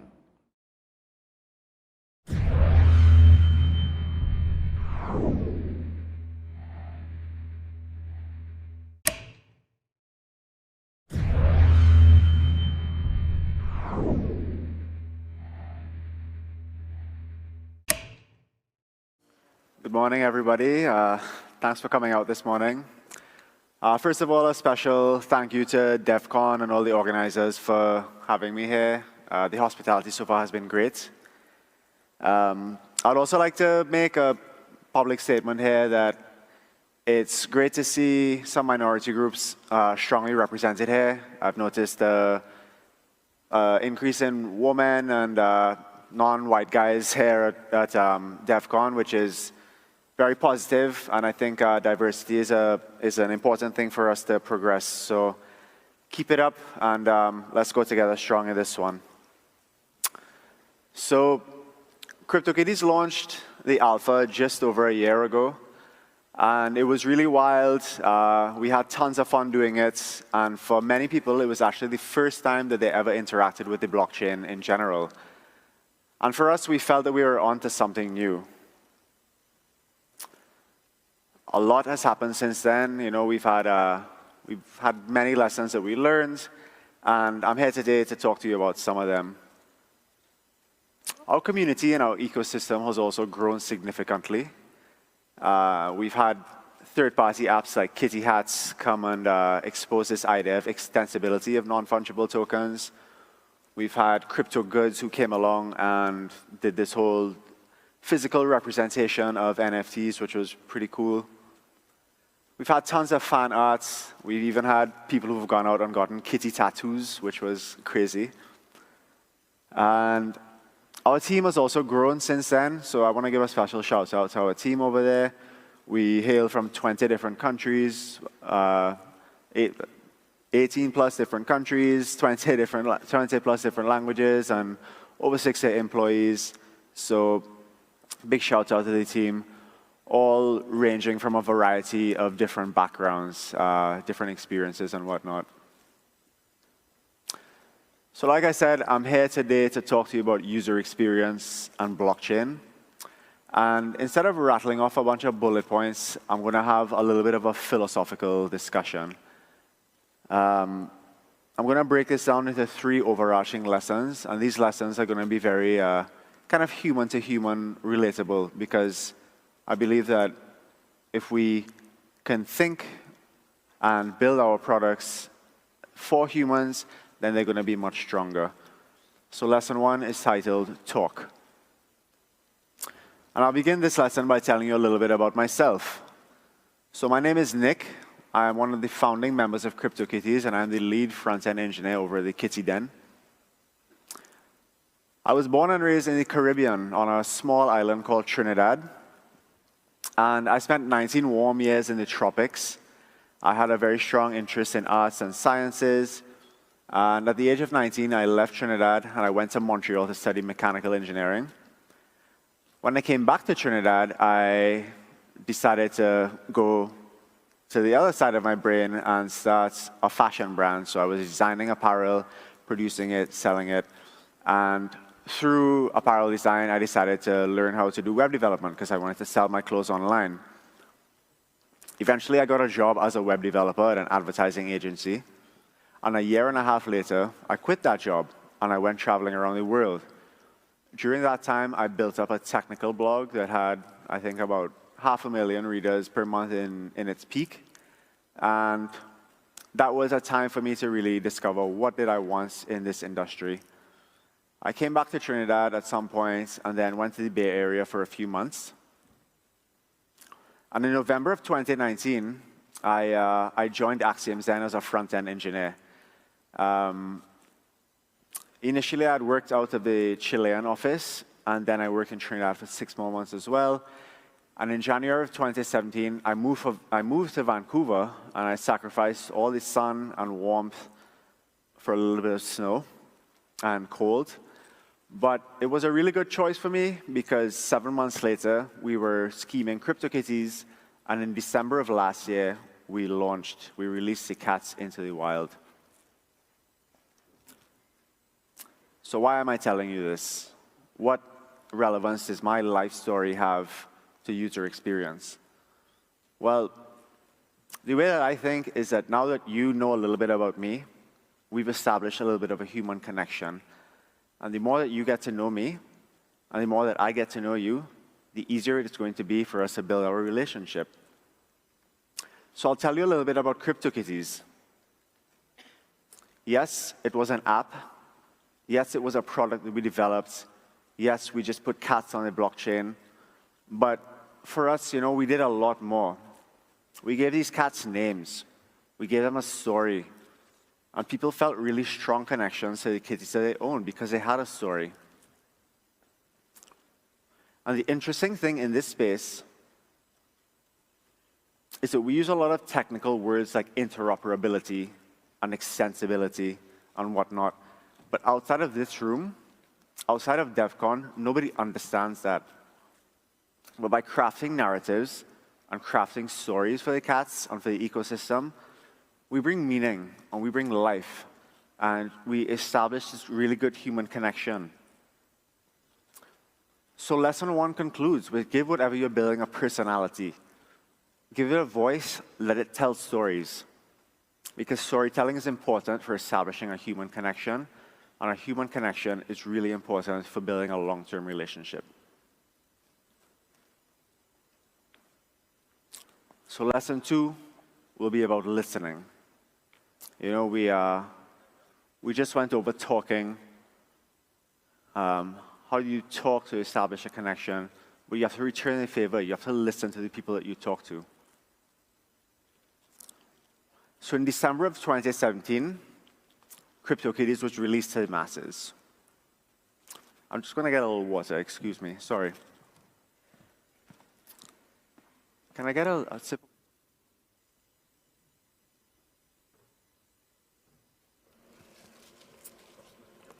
Thank you. Apologies.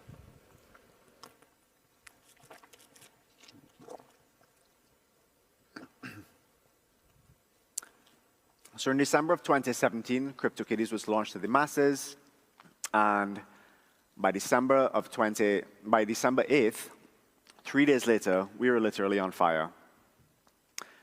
I had been working for about 6 weeks straight with my team, pulling like 16-hour days. You know, we were pretty exhausted by then. And I remember it was a Saturday. I was just trying to have a normal day. I was out buying a little groceries, getting a little bottle of wine. You know, I wanted to relax. And then I got a few text messages from some of my coworkers saying that Genesis, which was cat number 1 of CryptoKitties, had just sold for $120,000. And I knew at that point that any sign of relaxation was like officially out the window. And it showed, you know. I mean, in that first month, we had 1.6 million in web traffic. We had over 200,000 wallets created. And we had 52,000 new kitty owners, you know. I mean, things really skyrocketed. It was high time for us and for CryptoKitties. And, you know, we had to deal with that. I mean, at that point, it was immediately exposed that, you know, the network couldn't handle the traffic. Different Geth nodes were just completely failing because of mempools getting clogged. Our API, which was listening to events on said Geth nodes, was just not picking up the events anymore. Our front end was just not showing the correct data as a result of that. And it was a nightmare, you know. Users were so new to this thing that they were just burning money on gas. They had no idea what they were doing. At that point, I think in the first 2 or 3 months or so, users had spent over $2 million in gas. Some people were spending up to 10 times more in gas without even realizing it, like 10 times more than they should have. And tons of it was wasted on failed transactions. You know, this is such a new environment for users. They just didn't know. And we were kind of freaking out. You know, we're dealing with people's money. We're dealing with completely new technology here. What do we do? So we had 3 options. Number 1 is just let them burn gas, you know, let it be. But that was a big no from our part because we were dealing with people's money, and we have to protect people a lot better when things are new, and especially when we're dealing with money. Option number 2 was to go for like a more preventative measure entirely. We tried to control the UI a little bit and prevent users from conducting transactions that we knew or that we assumed might be guaranteed to fail. But this also backfired because, you know, because of these multiple layers of information travel from the blockchain all the way up to your applications, info just gets lost along the way, and especially when Geth instances fail over and then API goes down due to heavy traffic and the front end is just assuming the wrong information. So we ended up in a situation where we were literally blocking people from, you know, buying and breeding their cats, and that was also that was also a bad thing. So option 3 kind of sits somewhere in the middle, or not really in the middle, but it's more like let's take the lessons of option 1 and 2 and apply it, and let's give some user education and guidance here. You know, let's teach users like what is it that they're into in this new space. And during the alpha of CryptoKitties, we made a couple of wrong assumptions. You know, we thought that our users would just kind of get it. Yeah, we were testing whether they would like the pictures of the cats and whether they would get down with this whole cat breeding thing, and they did. But we did make a couple of assumptions that they would kind of get the whole blockchain thing, and we were wrong. They were actually confused, you know. There was a lot of newness and a lot of unfamiliarity around that technology. But as soon as we gave people a little bit of guidance, they felt a lot more comfortable. They started to fall in love. The messages that we were getting through our various social channels at that point were hilarious, you know. People were just fascinated by this whole ownership of NFTs on the blockchain, you know. Oh, I own this cat, this piece of digital art, you know. And that user guidance really paid off big time for us. We took that as a lesson to introduce more and more guidance throughout the app during its throughout the web app during its development lifecycle. We started to talk about gas, and we had these birthing fees for cats as well. We continuously educated people about that. You know, we got them educated through the onboarding and that type of thing. And people started to have this growing familiarity with the ecosystem.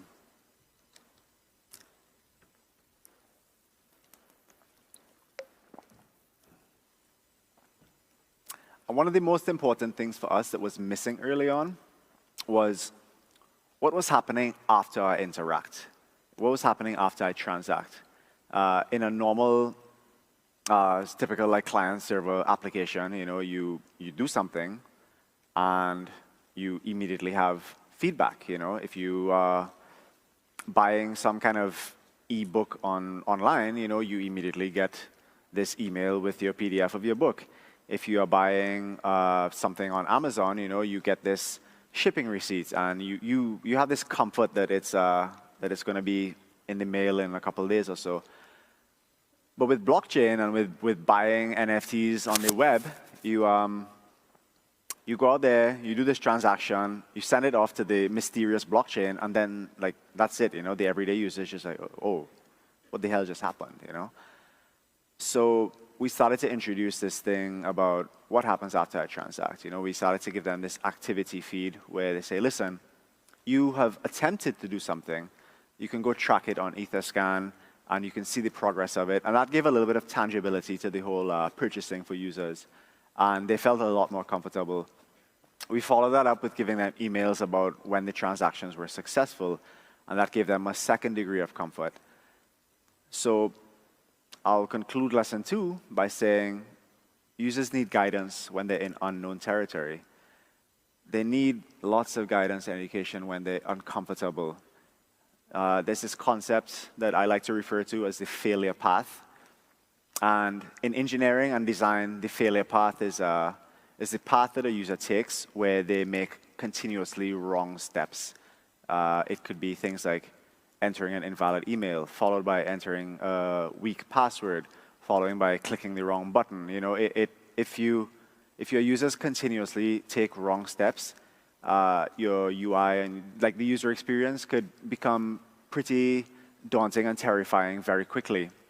And if we can guide users through that failure path, you know, if we could make each step of the way pleasant for them and educate them as to why they ended up in this situation, as opposed to presenting them with random error messages that bear no meaning, then they would feel a lot more comfortable. They would start to gain familiarity with their surroundings. So lesson 3 is about connecting. I talk to you, and then I listen to you. Our relationship is becoming established. How do we build a deeper connection? And how do we grow that connection and strengthen it? So in an ideal world, you know, we tell our story through our products. We gain the user's interest, and we guide them through the early stages. You know, we get them through some simple onboarding flows, and then off they go. You know, through onboarding and guidance, they're able to start interacting with the most important parts of your apps immediately. They are able to start engaging and having fun and getting integrated into whatever it is you're building. But in blockchain, it's not straightforward at all. It is really a hazy maze before they can actually start engaging with anything. After we get visitors, and after we get them to do whatever sign-up flow exists at all, we have to introduce them to wallets, because in blockchain, you can't do anything without a wallet. You know, you have to have a wallet to store your NFTs or to store whatever token it is your app is running. And in order to engage with any token at all, you need cryptocurrency. So this new user who was first of all just interested in cats, now they are learning about wallets and cryptocurrency. So we get them to sign up for our app, a wallet, and Coinbase to buy some crypto. You know, they finally get through to that. They manage to get some Ether. Maybe it takes them a couple of days because they have to validate their credit card, and then they have to buy the Ether itself. And then after they buy it, they are like, well, okay, what's this thing? I have to wait. I have just given money, and I have to wait to get something in return. And that's very unusual for people. And at this point, they are wrapping their head around this thing, and they already kind of lost the plot. They are wondering, well, which one is the wallet and which one is the app? I don't really remember, And then finally, after that, maybe like 3 or 4 days later, they can interact. They can get involved. They can play the game, and that is so unusual for users. It feels like we've literally gone backwards. At CryptoKitties, for us, we've spent days onboarding people through conversations and messages, and say, hey, well, this is what this thing does, and this is what this thing does, and it's shocking that people stick it through. I mean, it's good news that people stick it through. It's a positive sign. It's a reassurance for us that it could catch on. But look at the steps here, And at every one of these steps, there are huge drop-offs. And at some steps, you can't even control the drop-off, right? Because they're third-party applications. It's totally out of your control at this point. It's starting to become like cognitive overload, In lesson 2, we spoke about guidance. But now there's too much guidance. There's too much education. People came to this app because really they just wanted to buy some cute cats. And now they have a PhD in cryptocurrency and wallets and like blockchain, and they didn't want that. Like the majority of users just don't want that. And the numbers show the current state of the ecosystem reflects that. A year ago, we had 52,000 new Kitty owners within the first month. But today, the DAUs of the top 100 apps combined are less than 10,000. And the number of CryptoKitties players are a small portion of that. But, we're in this together. We're a tight community here, and I believe that together we can address these problems. But the big question is obviously how.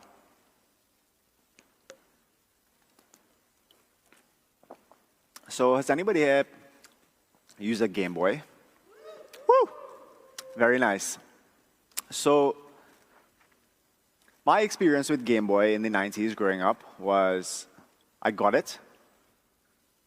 I put a game inside, I switched it on, and I started to play.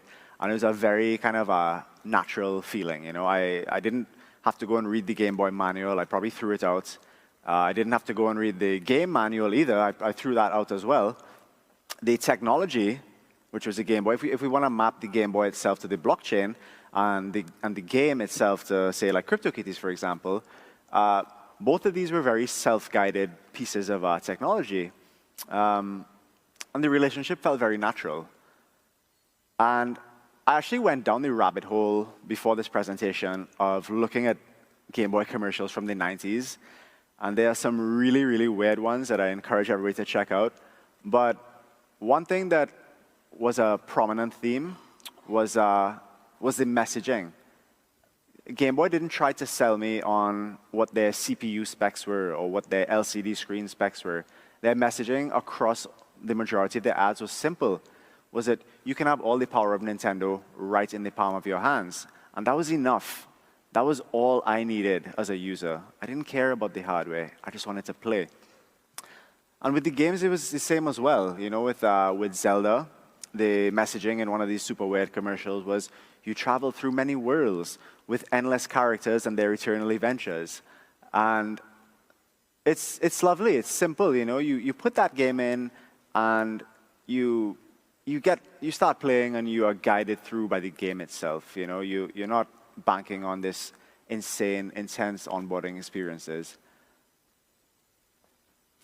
But blockchain is different, right? Blockchain is new. There's no familiarity in this space at all. But it is our job to build that familiarity. and to take these underlying concepts and to abstract them entirely. You know, because the day-to-day user, they don't care about the things that we care about as developers. They don't care about securing their private keys. They don't care about gas. They don't care about like different clients for different wallets, you know. They want this feeling of familiarity. They want this feeling of comfort.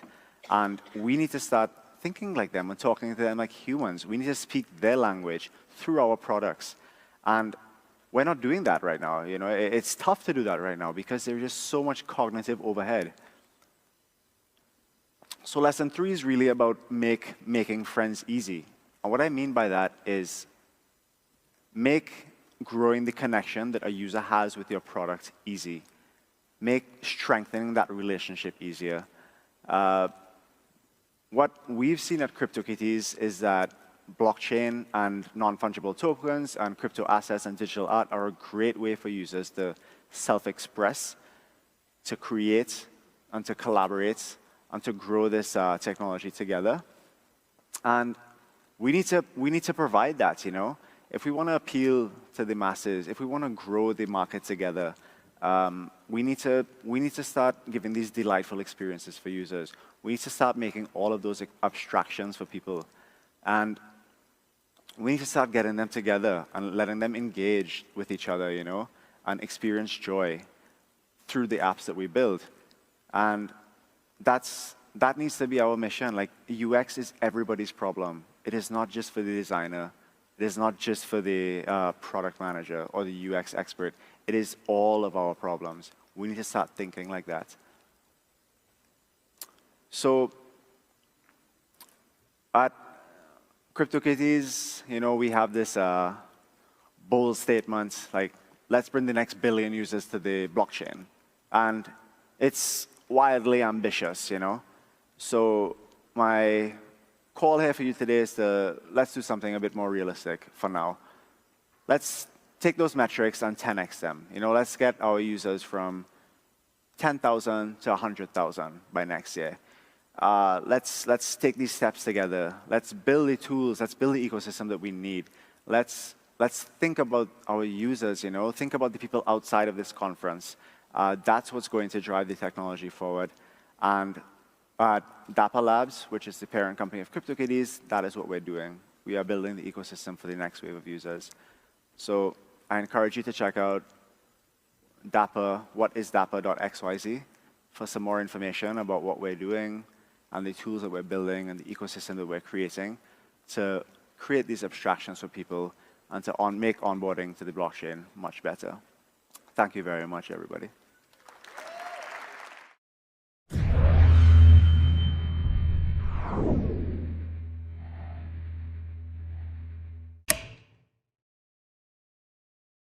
Yeah, so Merkle trees. How do Merkle trees, what is a Merkle tree? And people talk about it all the time. It's like a what's the word? Crap. Merkle trees are a pillar of a blockchain, right? You tell us what you know about Merkle trees. So a Merkle tree in the context of a blockchain is a single hash of all of the transactions hashed together. So if we take all of the transactions, let's say we have 50 transactions. Actually, let's make it easy for ourselves. We have 2 transactions in a block. To make a Merkle tree out of this, we go hash each transaction. So now we have these 2 hashes. Now we combine these 2 hashes and we hash the combination of these 2 hashes. And the combination of these 2 hashes is the Merkle root, essentially. So that lets us verify that, you know, if we download the block and we look at the Merkle root of the block, we look at the transactions, we hash the transactions together, and then we check to see if the Merkle root matches. So that way we can check if all of the transactions that we have are the exact same as those in the block. Cool. Anything to add? No, I think this is pretty good. Probably one question like why this was needed is, for example, you have a you want to? Yeah. So if you want to run a light client, that would mean that you're going to download all the blocks, right? If you're going to be a node, you have to have all the blocks to be considered a node. A full node. no, you have to have all the blocks to be a node. But you can download certain data, only certain data about those blocks. So if you want to be, let's say, a pruned node or a lighter node, what you could do is you could tell all the peers you're talking to, say, give me all the blocks, but don't give me the data inside of the blocks. So you just go take all these blocks and put them all in order, and then if you want to verify the authenticity of a block, because you don't have all the transactions stored, you would go request, hey, give me all the transactions from this block. Now you go take them, turn it into a Merkle tree, take that Merkle root, compare it to the block's Merkle root, see if it adds up. If it does, you keep on going and downloading other blocks. But then you don't have to go download that additional part of the block. So a large part of the value of a Merkle tree and Merkle roots is that you can compress a lot of transactions and still verify that they came from the same original arrangement. Exactly. Yeah. Cool. Yeah, yeah, pretty much. It's addressing the question of synchronizing the state, which means when you receive a transaction from someone and you have to tell your opinion, is a transaction valid or not? You have to check the history in the past and verify that this transaction may be like moving money from this account to this account. Is the first account having enough money? And so on. So you kind of have to go back in history and do all that. So what you do is verify the last state, which was the last block written to the history. And in order to have that thing, you also have to synchronize everything behind it that came in history. So it's a lot of data to synchronize. What you can do is just verify these hashes. So to take it out of, because the blockchain implementation kind of took the concept and added it and kind of made it a little bit more to verify all the corner cases and so on. But imagine a list of objects, and you can have the list itself, and how you build a Merkle tree thing. So imagine a tree. Yeah. Right. So you can have the data, or you have every single node will have the hash, and hash of this with hash of this, it becomes the next top root node, which is the hash of both. Yeah. So if you know the hash of their parent, for sure you know the hash of the previous ones.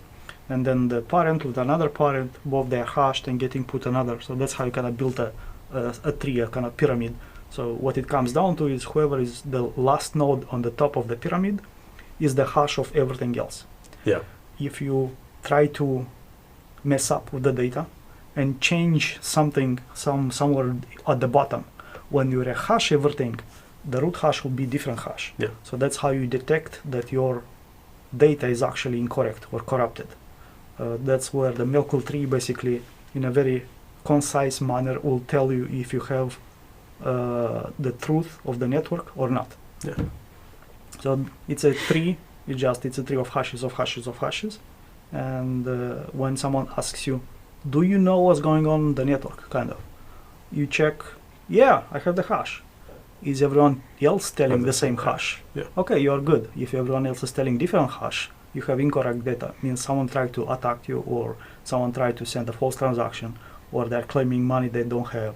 This is what it translates to physical world, yeah, when the hashes are incorrect.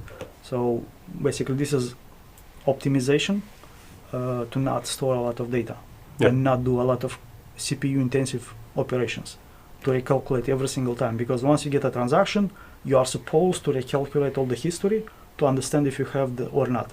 So this is done once, and then you reference that point in time. Yeah. So once that's accumulating, at some point in time that gets moved out the way, you get a new hash and use that in time and so on. So it's a kind of always moving thing. But you need it in order to check with the network if you have the same hash as everyone else. This is where you know that yes, you are synchronized, you have all the knowledge needed to participate in the network.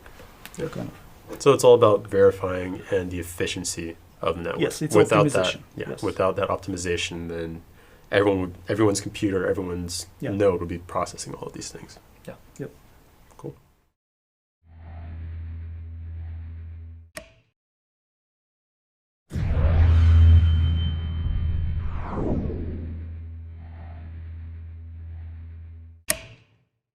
My name is John, and I'm the Chief Operations Officer at Shapeshift. I've been in the crypto and Bitcoin space since about 2012 and been building applications ever since. My background is both in software development and operations of technical teams. I've been doing that for about 16 years. Started kind of just building web and mobile applications. I started a company that built web and mobile applications, and that then turned into focusing full-time on crypto and the blockchain space in 2013.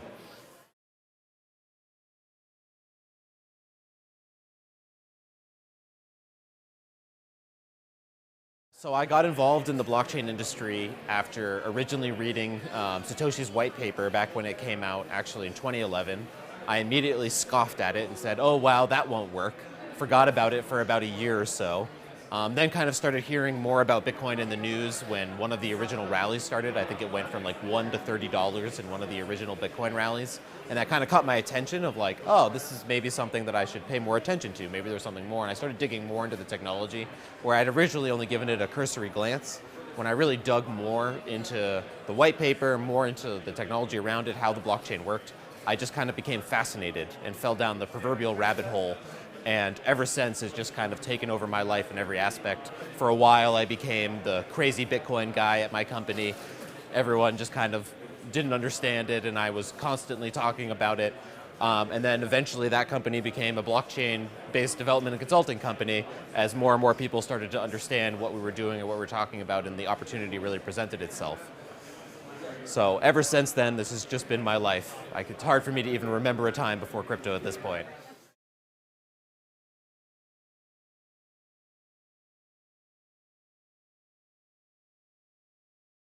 Yeah, so Shapeshift is a digital asset exchange.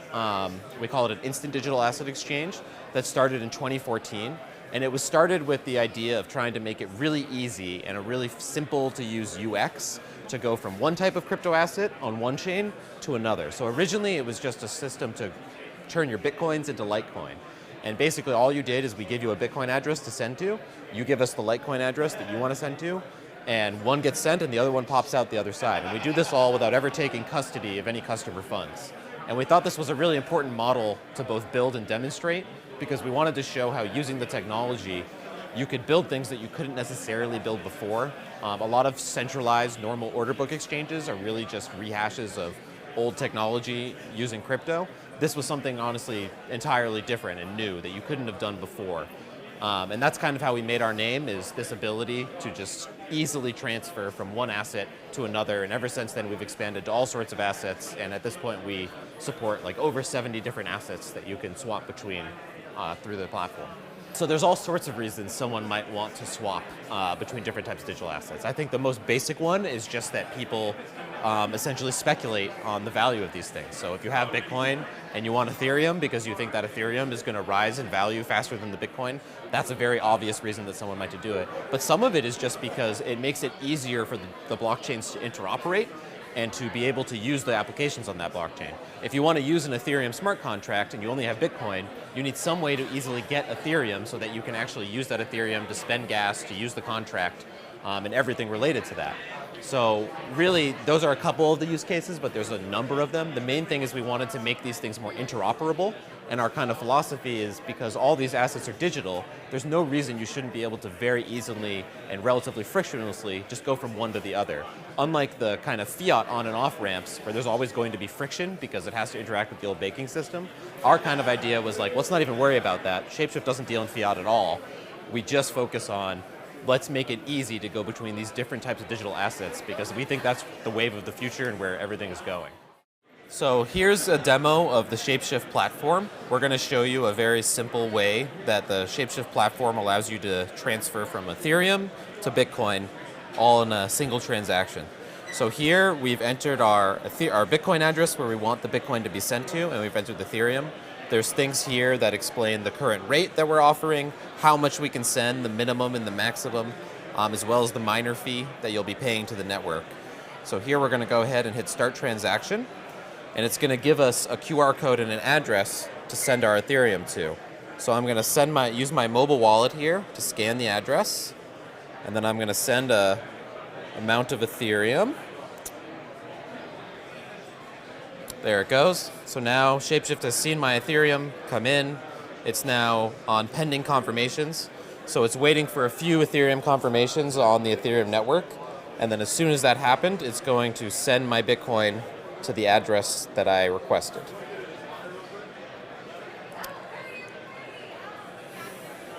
And there we go. So just like that, Shapeshift has received my Ethereum, it's converted it to Bitcoin, and now we can see on the blockchain that I've been sent Bitcoin.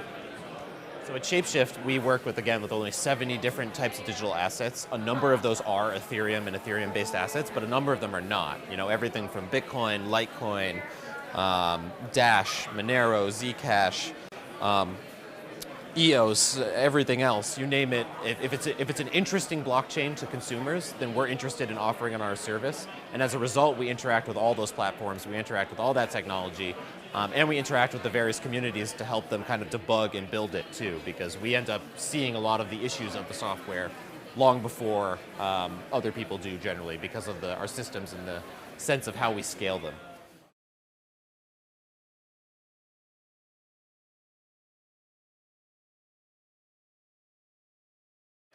Yeah, so that's a complicated process, but essentially we try to get an idea of where the demand for various assets will be. We kind of look at the rest of the market to get a sense of what is the volume of trading on these various assets, how are they doing, are there any innovations they're offering that are actually interesting that we think we want to offer the community and we want to offer on our platform.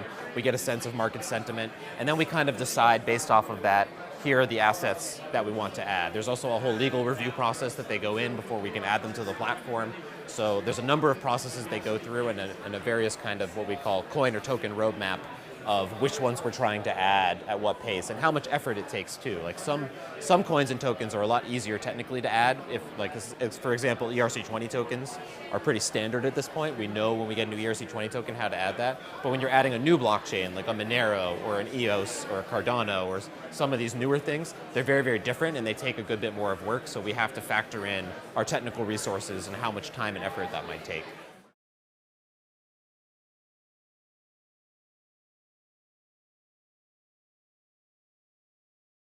Best advice is to just kind of get involved and start building things. Even if it's just for a problem that you want to solve, if it's for some idea that you have, if you just want to play around and create a prototype of something, build things. And I know we're talking to a university crowd, but what I will say is no amount of schooling is ever going to replace actual real-world development experience. You need to actually get out there, you need to build things, you need to get deep into the code. That's how you're going to learn the fastest, and it's also going to make your actual educational experience a lot more fruitful because you'll have a lot more to bring back to the table. So my best advice, and it's really no different, honestly, in blockchain compared to any other development field, is you just need to get that real-world experience. Build prototypes, build things, get together with a couple friends, start a project, whatever it is. It doesn't have to go anywhere. It doesn't have to be a successful business or anything like that, but just build applications. That's how you're going to get your best experience because it will force you into roadblocks and force you to solve those roadblocks. And that is the best developers in the world are not ones who know any specific language, know any specific technology. They're ones who have learned through years and years of frustration how to solve problems and how to reimagine things and how to utilize new technologies and learn as they go. That is the best advice I can give to any budding developer.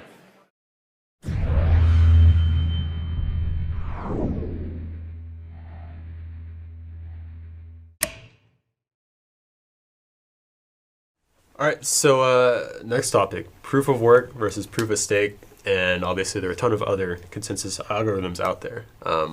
What are your thoughts? Like currently Ethereum, as kind of the one of the main blockchains out there, is currently installing proof of work, but they have plans to move on to proof of stake within the next year or so.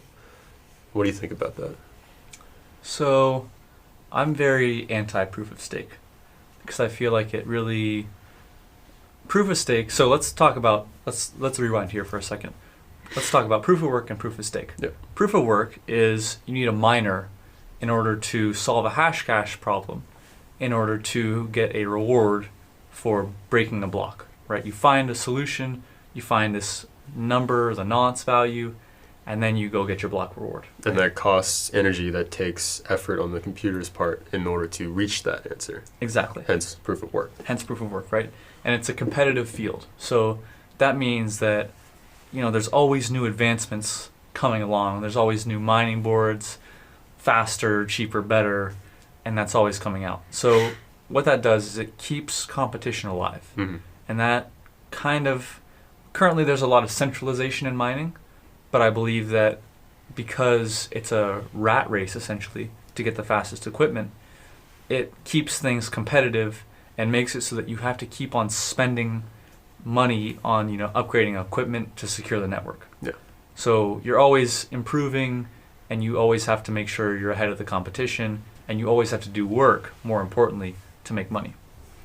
With proof of stake, essentially you just have to hold coins, and the network says, okay, since you hold coins, you help validate transactions, and you get a certain percentage of block rewards according to the percentage of coins that you own. So let's say I'm very rich and I own 40% of the coins on a network. That means that every time there's a new block, I get 40% of those coins, and I never have to worry about competition. I can just kick back, relax, and just enjoy all the money coming in, which makes it very anti-competitive, right? Yeah. So it's not like someone else can really come in without really disrupting the consensus, because I'm at 40%, now you have to have 51%, or you have to have 41% to be more than me, but you probably can't accumulate that much of a supply. Yeah. So essentially it's just rich get richer, and you can't just come up from behind like you can in mining and innovate and go make some new chip that will mine better. It's just, you just have your money and you just kind of sit on it and make more. Yeah. So Nikolai, technically, what do you think the pros and cons of the proof of work versus proof of stake systems are? I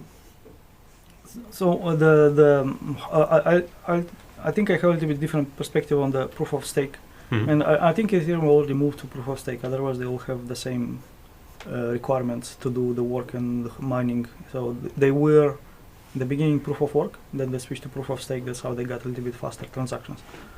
Unless there are some changes, but yeah, I think so. Really? Okay.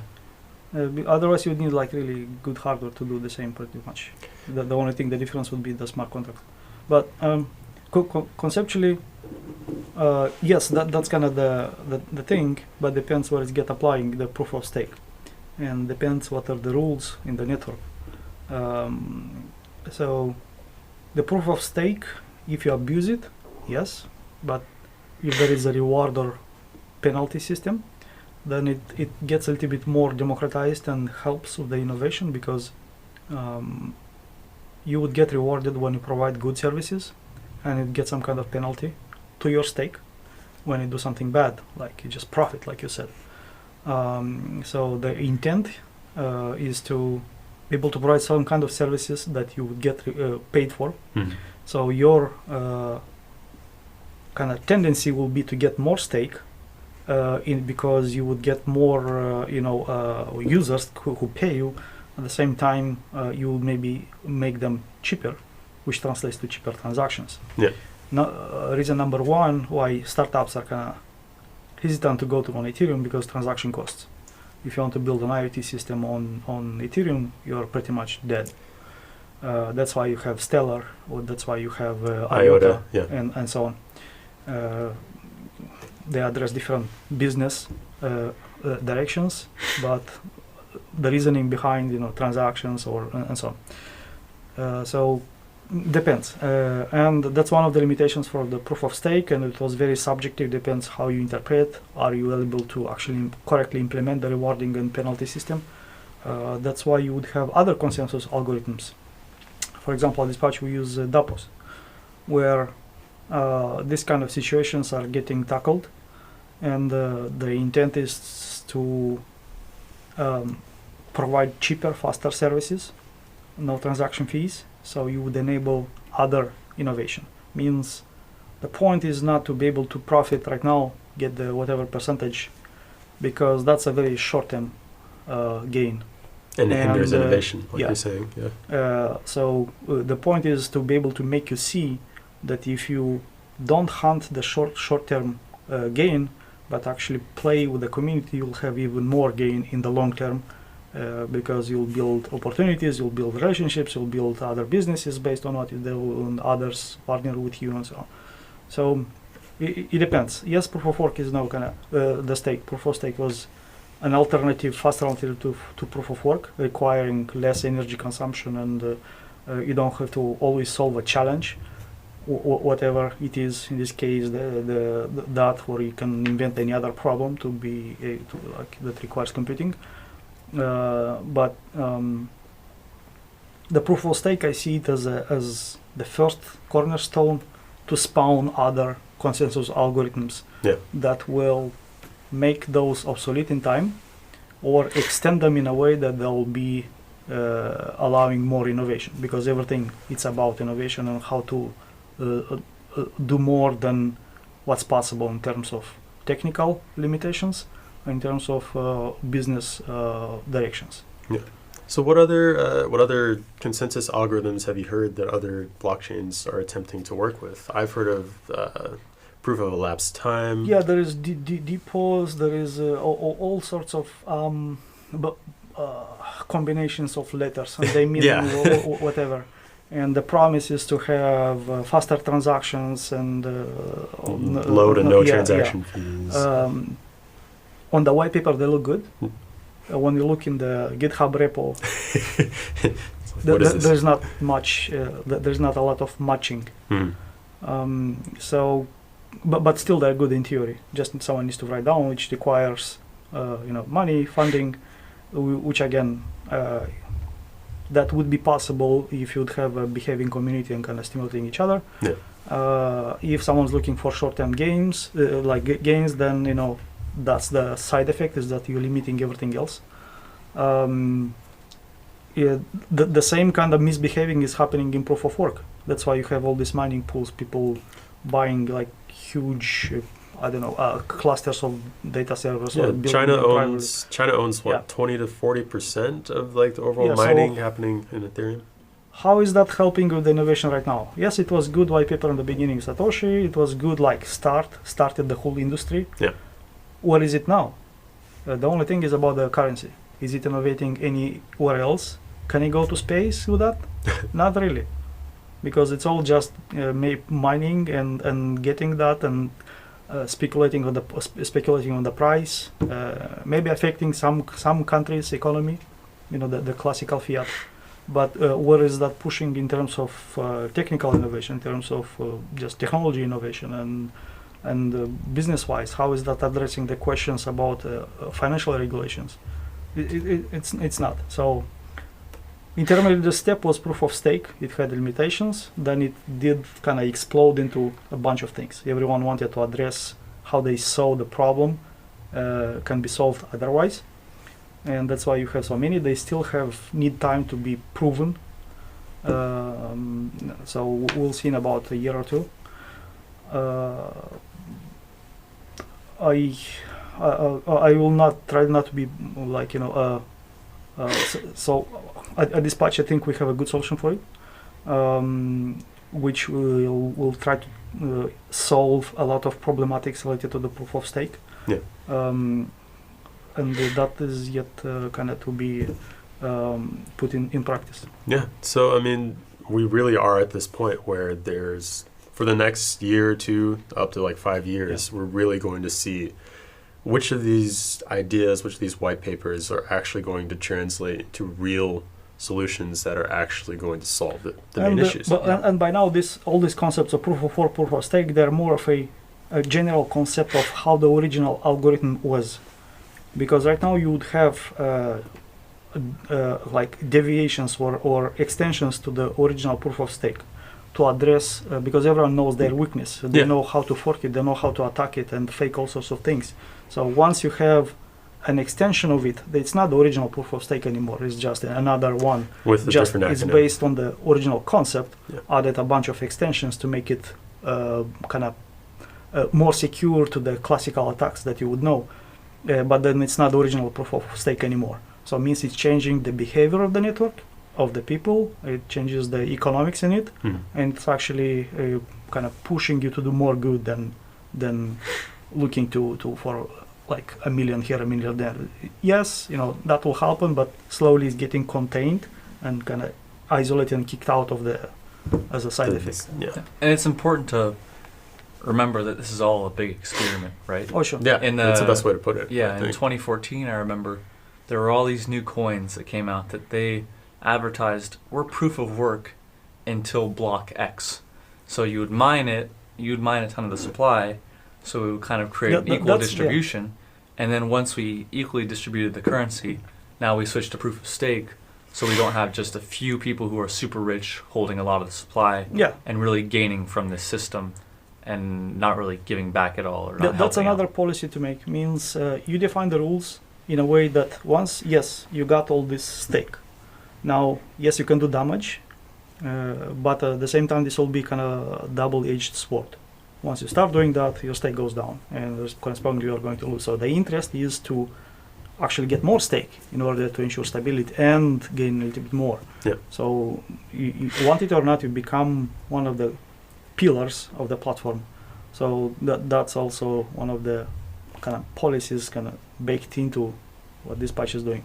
So it is based on proof of stake, but it's not the original one. The original one will be left kind of in history as how it behaves, the stake concept. You have more, then you kind of can say more about the transaction. But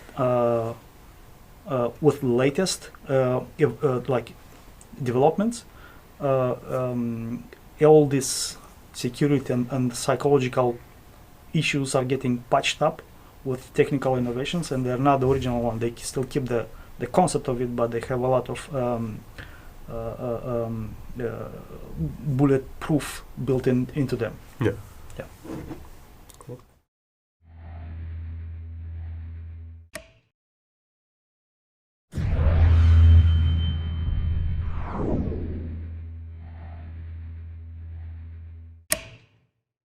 Ethereum is a decentralized blockchain platform, so it tries to take some of the kind of ideas from things like Bitcoin, from kind of ideas of distributed consensus that have existed over the last few decades, different forms of cryptography, and combine them together into a platform that people can use to build decentralized applications. So basically, applications which can run without dependence on any particular central third party. I'm Vitalik Buterin, founder of the Ethereum project.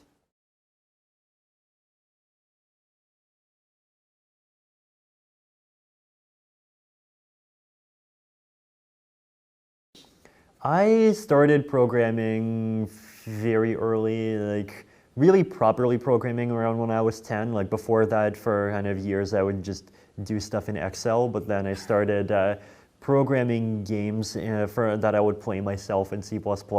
And then at some point I discovered Python and JavaScript, and I'm like, wait, why does anyone even care about C++ if these languages exist? And then I started playing and programming games on that, and then at some point around when I was 17 or so, I discovered blockchains.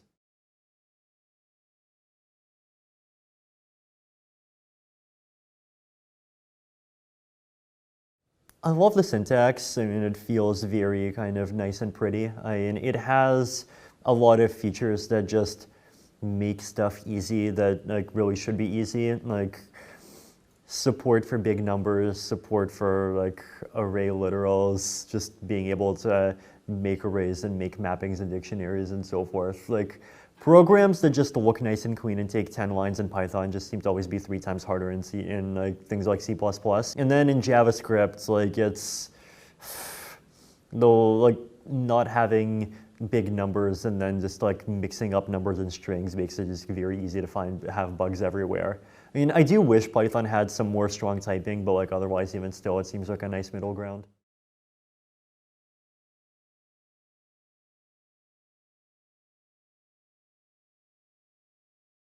Probably my biggest priority at the Ethereum Foundation is working on the Ethereum 2.0 spec. So this is this kind of big upgrade that combines together proof of work, proof of stake, scalability upgrades through sharding, and a bunch of other kind of improvements to the Ethereum environment, and brings them together into this kind of package that we are very far along in terms of specking out and even starting to implement at this point, but there's still a few more details that need to be finalized. I think at this point we're at the phase where there is no kind of single biggest problem that's way bigger than all the other problems. It's more like 100 little problems. It's like, oh, there's this part of the spec that's not yet finished. Ooh, I discovered this tiny problem. How do we solve it without introducing more complexity?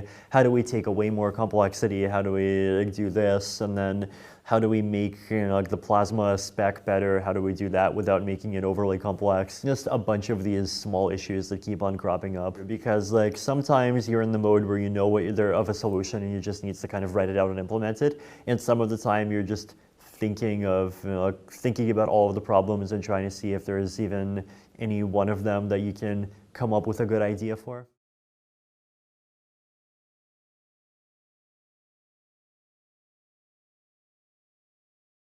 I mean, when I do coding, it tends to more be coding of prototypes and proofs of concept. So things that then potentially other people would take and kind of turn into production software. And then also writing out specifications and kind of formulas and things. So I'm definitely closer to pure research, but even in the research area, there are things that are kind of valuable about just writing code, because it basically just forces you to be formal about everything that you're doing, and that by itself kind of reveals things you haven't thought about before.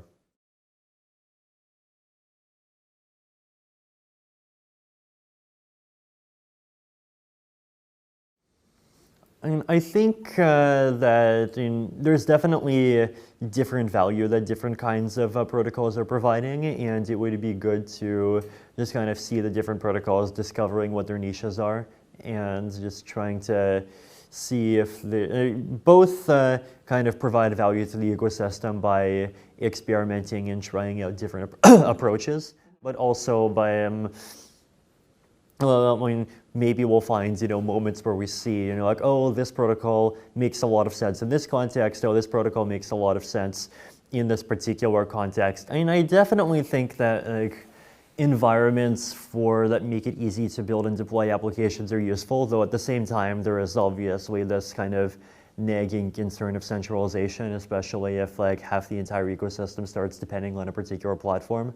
So at the same time, these things are useful because they provide real gains and developer ease of use, but at the same time it would be nice if the client implementations in the protocol itself were stronger, so that we wouldn't have to need to resort to these kinds of things for everything.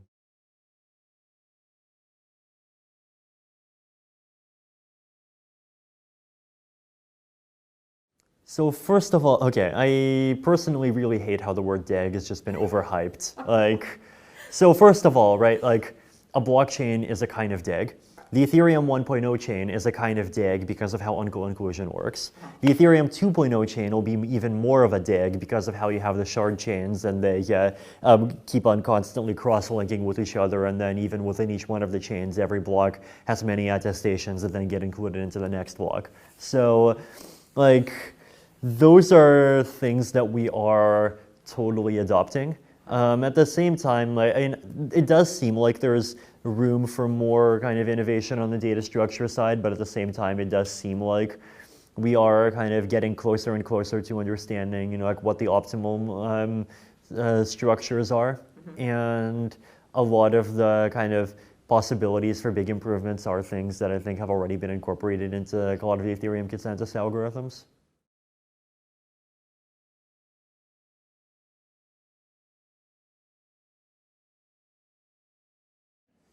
I think the philosophy and the technology are both important, for Bitcoin and Ethereum as well. So, for example, the philosophy of Ethereum, I think, definitely carries over a lot of the philosophy of the existing blockchain platforms, which is this idea that, creating these open public platforms that anyone can participate in, creating this, basically, extending the kind of ideals of open source to applications that just have to run with shared data between different users. Things like censorship resistance, also just building platforms that work from, like anyone can access from anywhere around the world. And I think, those are things the Ethereum community cares about, and also just kind of enabling cooperation across wider distances. But those are things that blockchain communities before cared about to some extent as well. The other thing that's more Ethereum specific is this idea of kind of extreme generality, that this is a blockchain that can be used for like really a huge number of different purposes. And so that basically means that it's not just a cryptocurrency, it's not just a domain name system, it's not just a system for keeping track of like how many units of what different tokens people have, or making decentralized exchanges. It's like all of that plus other things that we haven't even thought of yet. And I think that aspect also does create a more sort of developer-oriented culture, because like Bitcoin is an application, for example, and so Bitcoin is fundamentally more about like what you can do with it, whereas kind of more general purpose platforms are more about what you can build with it.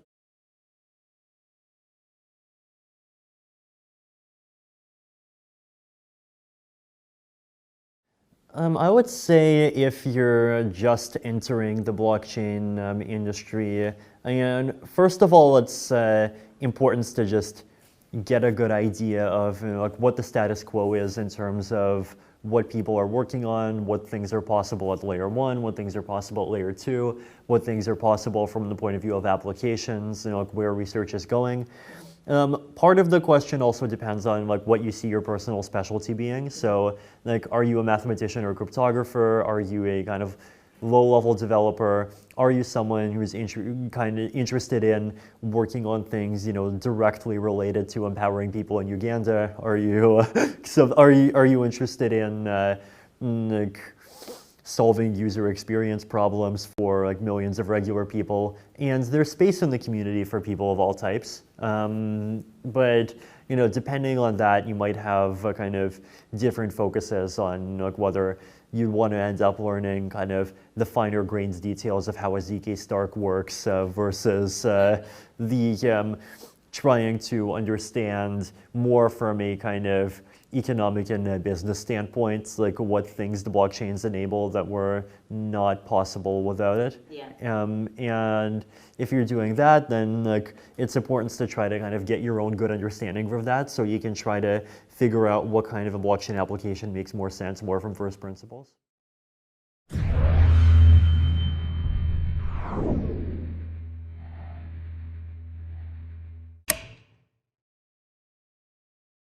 Hi, my name is Nikolai Karbut. I'm a blockchain architect. I build a blockchain technology at Dispatch Labs. I'm also advising guys from the Den.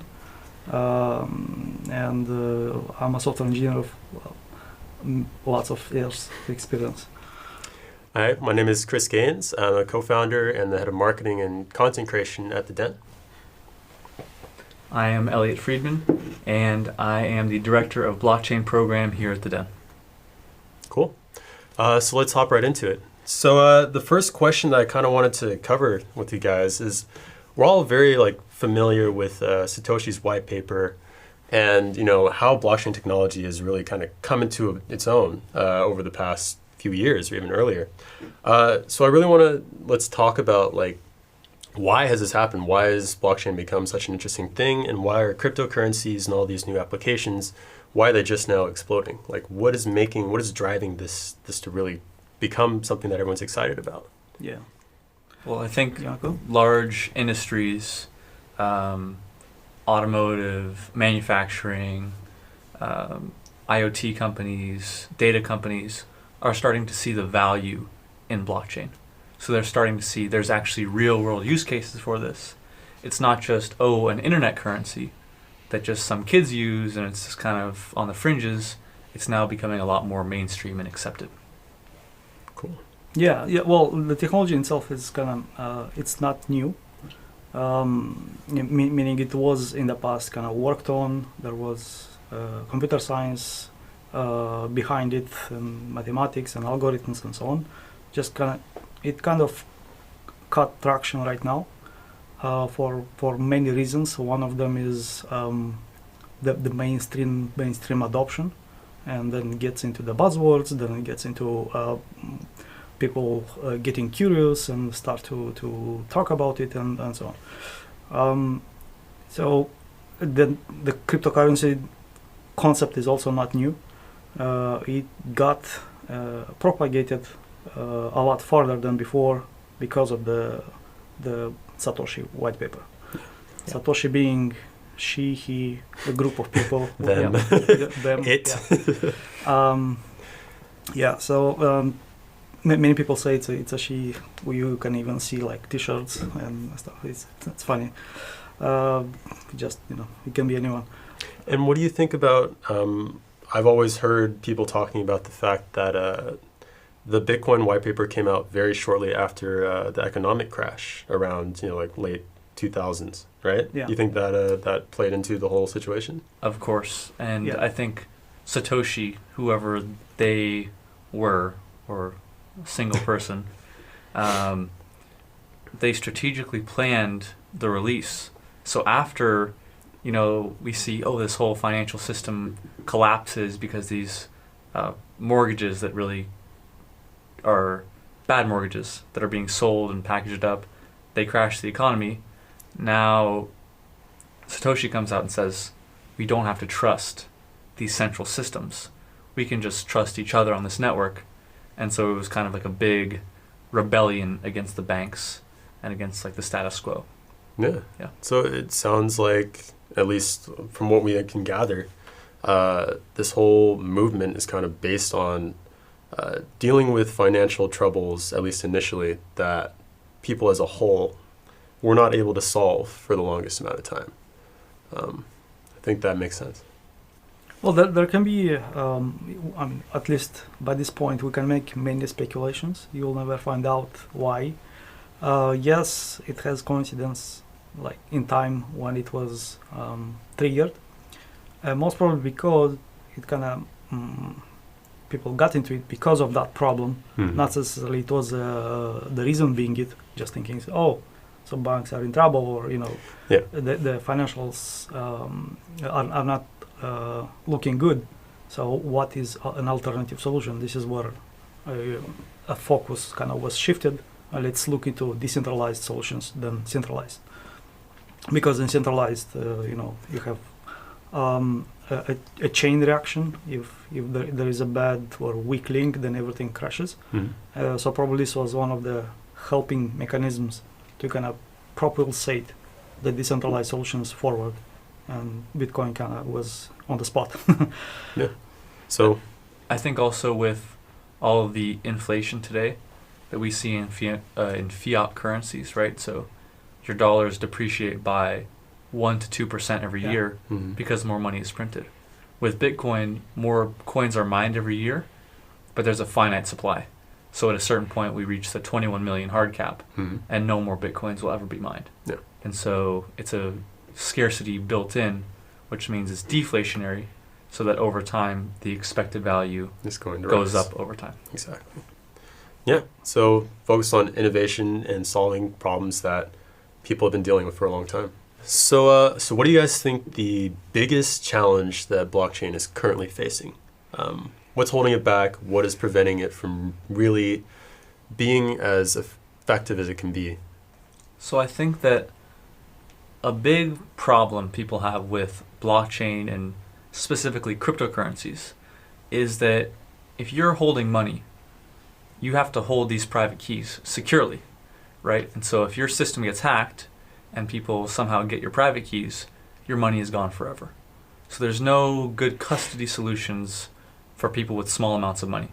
Mhm. And so I think that the average consumer right now is not ready to say, okay, hey, I'm going to take 100% responsibility for my money and be 100% sure that my computer's secure, because it takes a lot of technical know-how to do that. Yeah. So I think that when we have wallets that really work well for the average consumer and that they don't have to copy and paste addresses. So currently, if you want to send money, cryptocurrency, you have to get someone else's address to send the money to. Yeah.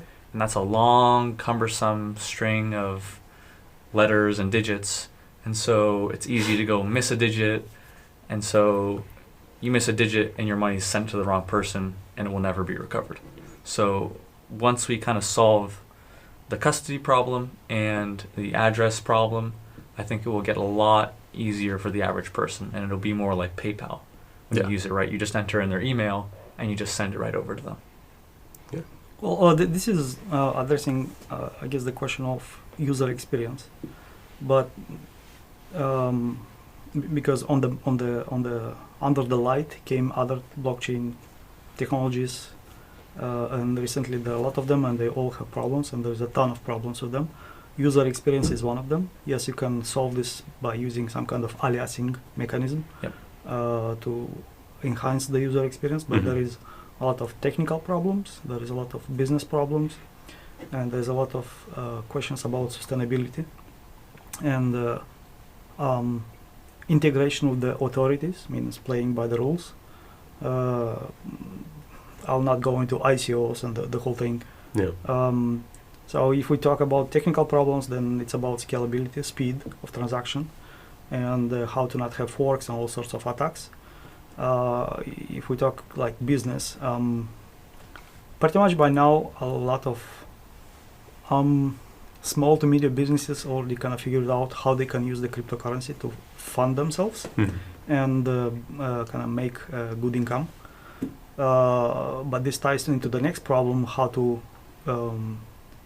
be legal and play by the rules, which is where the state comes in. Yeah. So there are very high-level complex problems, and then the deeper you go into technical side, how to satisfy the high-level business requirements, then you have scalability and technical issues, which that's why you'd have also different platforms, starting from Bitcoin and the blockchain behind, and then you have Ethereum, US, Stellar, and so on. So everyone's kind of addressing it the way they feel it should be for a specific solution.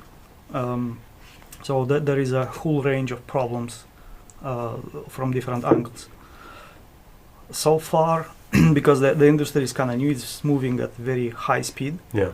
Nobody has the right formula yet, but I guess in next 5 years, there will be specialized solutions with blockchain at the core, because blockchain by now is more of a buzzword than actually defining the functionality for a chain or for a technology based on the distributed ledger or distributed systems or decentralized systems where they do talk to each other and agree on things, which is called consensus. So there will be more and more as the enterprise kind of joins the movement. There will be mass adoption, and there will be specialized solutions for different type of problematics that you can have. Yeah, and enterprise is one of the driving factors towards mass adoption of blockchain. Yeah, because right now this is where all the money is in terms of technical innovation, and this is, they have the funding. Yes, you have startups, but they function differently, and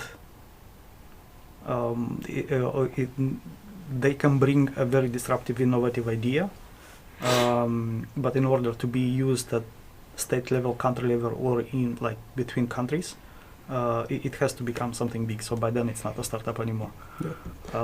So part of or one of the problems that comes into play, especially when you're talking about decentralization, and especially in a public blockchain setting like Ethereum, is the incentivization of the different players in that system. So one of the other things and one of the things or forms of thought that people are constantly working on in blockchain is cryptoeconomics, right? So what do you guys, when you're describing cryptoeconomics versus traditional economics, how do you bring that up to someone? Like, what are the differences? Well, I think that cryptoeconomics and economics are essentially the same thing, right? Because you have supply and demand. You have people who want to make transactions. They are the people who use the network. and then you have miners who secure the network. And it's a really beautiful system because the miners, they're not going to go dedicate computing power for free to the network. So we say, okay, well, transactions have a certain cost, a certain fee associated with them. And so you pay a fee and you send a transaction, the miner confirms your transaction and he takes your fee, and so everyone's essentially happy. So especially with tokens, I think that's when things really start to get interesting. Yeah, well, so probably this question can be split into two parts or like two sub questions. Because really quickly, you can model this by the classical economical systems like macroeconomy, microeconomy. You have crypto economics, which is defining kind of national-wide or whatever, basically different economies and different crypto systems. What you also can have is token economics, which is a little bit different than the cryptocurrency itself.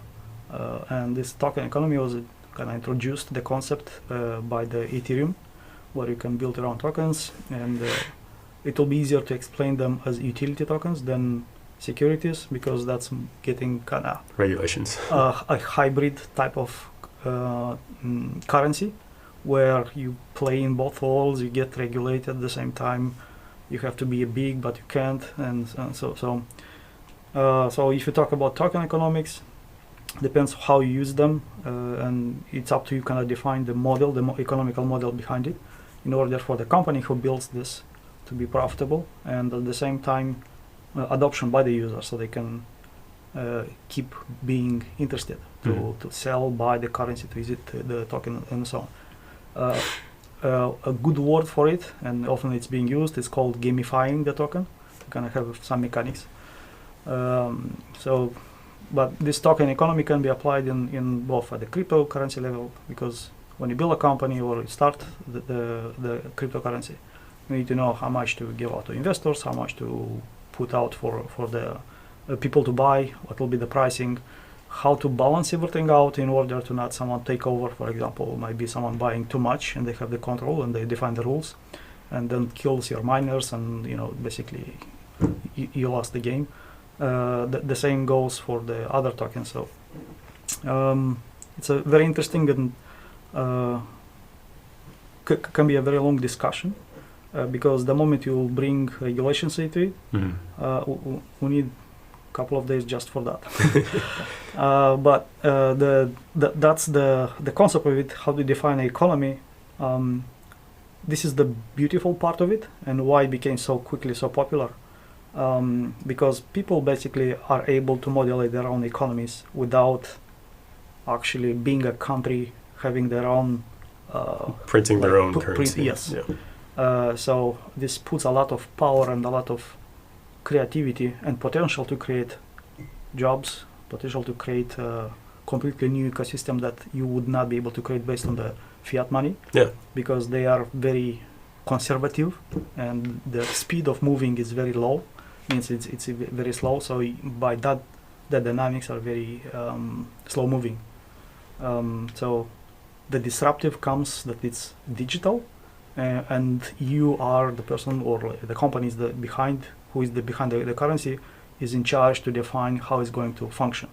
So then people believe in it, start buying it, and then sell it. Then you have exchanges. Then you have other startups buying that, using it to fund themselves and build. So it's a fascinating world where you get mix of computer science, economics, mathematics, and just pure disruptive innovation. And I think one of the most interesting things is seeing token use cases. So you have crypto economics, but then there's also economics of cryptocurrencies, not cryptocurrencies, but tokens, which are essentially assets that are built on top of a blockchain. And so you see very clear, good use cases, right? Like Binance coin, for example. So if you hold Binance coin, that entitles you to some sort of fee discount, or you hold a certain amount, you get a fee discount. But there's some other things that don't really make that much sense, right? Because there's plenty of things that don't make sense. Exactly, because it's such a new space. everyone just says, oh, we're doing a new crypto economic system, and no one really stops and questions whether it actually makes sense, right? Because if people are just using your token as a means of exchange, and they're not incentivized to hold or they don't really get anything extra out of it, it's just a new gateway that they have to use to get to some product. Yeah. Then the economics also can things- go into or can come out of the how you define the token itself.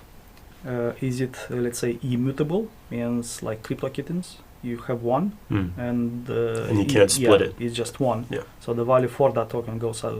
It's being differently being valued. So depends if you have like normal token where what it matters how many of them you have, or you have one token which is unique and depends. You just have one and the value for it goes up. You have a second one, the value. So that model, kind of a very small building block at the definition of the cryptocurrency itself, also affects how the economics for that token is getting modeled at a higher level. Yeah. So it's a lot of knobs to tweak to define kind of your game. Yeah.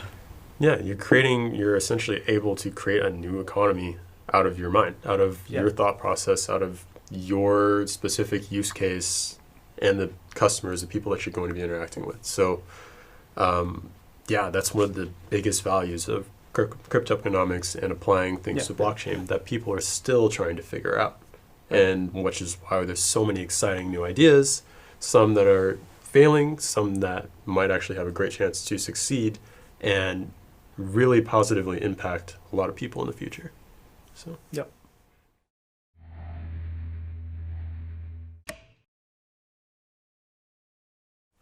So one of honestly the fun things that I kind of experience whenever going to all these blockchain meetups or when we're teaching people at the Den is explaining to a new person what is the blockchain? Like, it's always a question. So I recently was talking to someone at one of our events, and he had a really good explanation. So I want to see if I can convey that to you guys.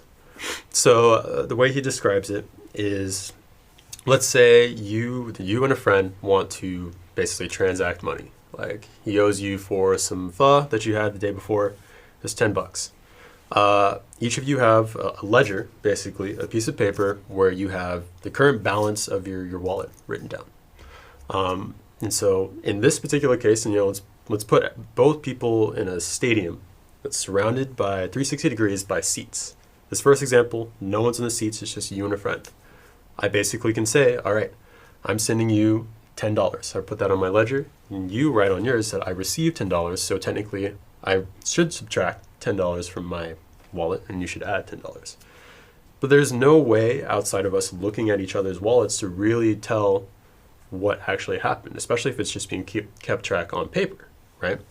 So the idea and where the blockchain comes in is, imagine you have, in this 360-degree stadium, every single seat is filled with a person who has their own ledger of every single person who's making a transaction.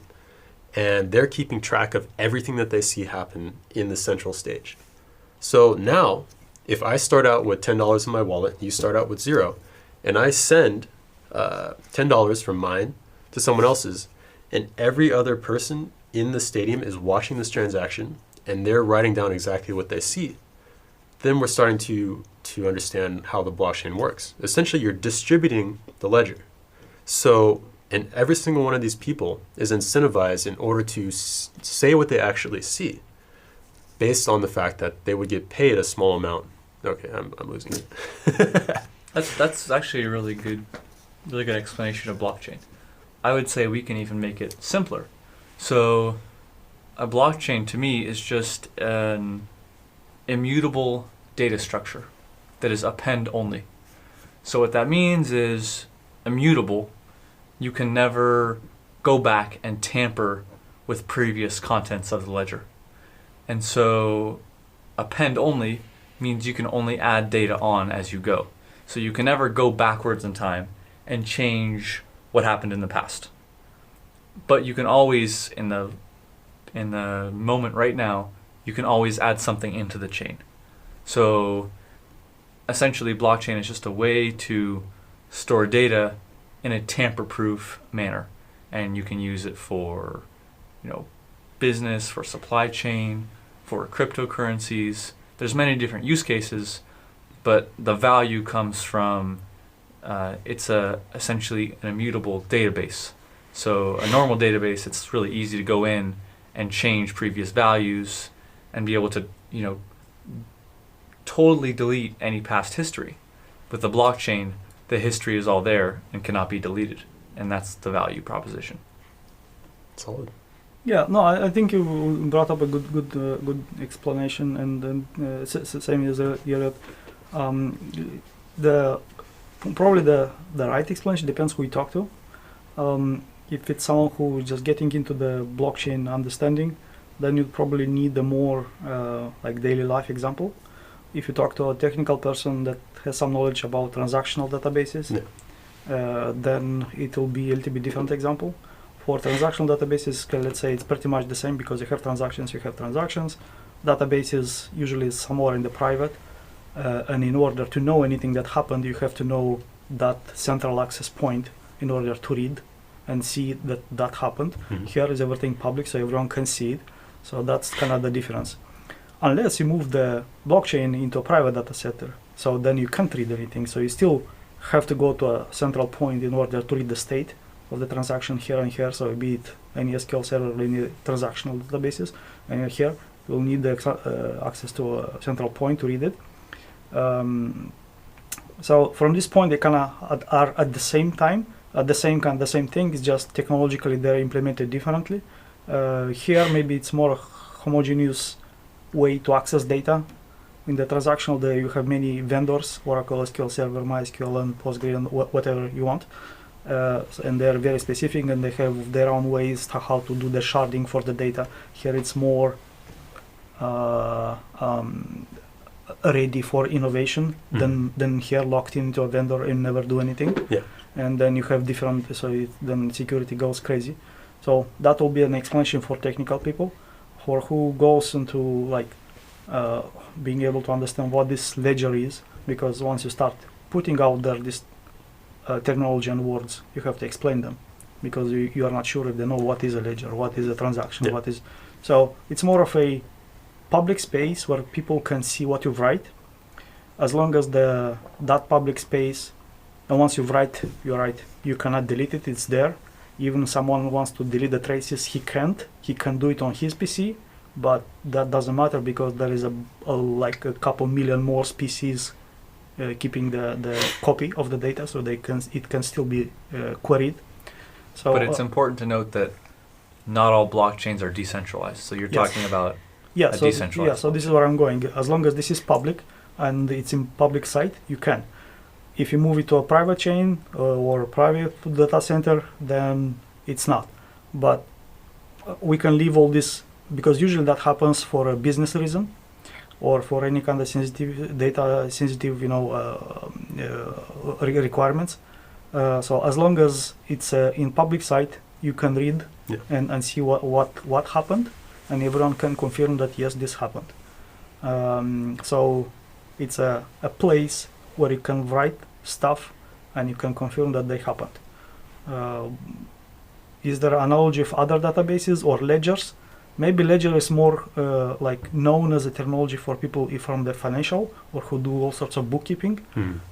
Would you be able to explain that to others who just have completely different activities in other industries? Probably not. So you kind of have to pick the terminology and explain the concept that you are able to store to it, and then others can verify. And what you write, that's it, and you cannot change it. So then, technically wise, it translates to immutability, append only, and other fancy terminology. Well, yeah, I mean, I think at the end of the day, when you're trying to explain blockchain to someone, the reason it's hard is because it's so new, right? And it involves so many different aspects. So I think the best way for someone to really understand and be able to think and figure out what the blockchain is to dive into it themselves and get their hands dirty, learn about Bitcoin, learn about Ethereum, and follow the process of a transaction from start to end. Without doing that, you can say that you understand it, but you really don't have that basis of knowledge in order to both be able to understand how the current system works and also think in the future. Yeah. Yes, because you are forcing people to learn very technical terminology and concepts, so that then once they are over it and they don't know if they still understand it or not, you are forcing them, after the next step is you are forcing them to actually somehow find a way to make their business better. Exactly. What has to happen is more of a the pitching for the technology has to be different, where you say, okay, so what are you doing?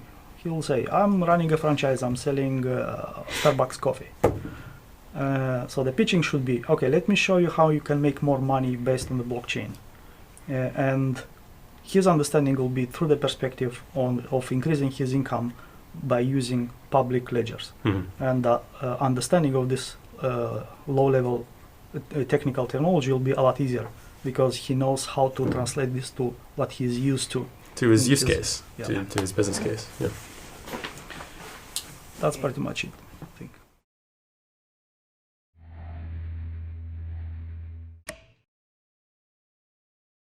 One of the biggest benefits of blockchain that a lot of people are talking about constantly is the fact that it allows us to decentralize things that were previously just centralized in every single way.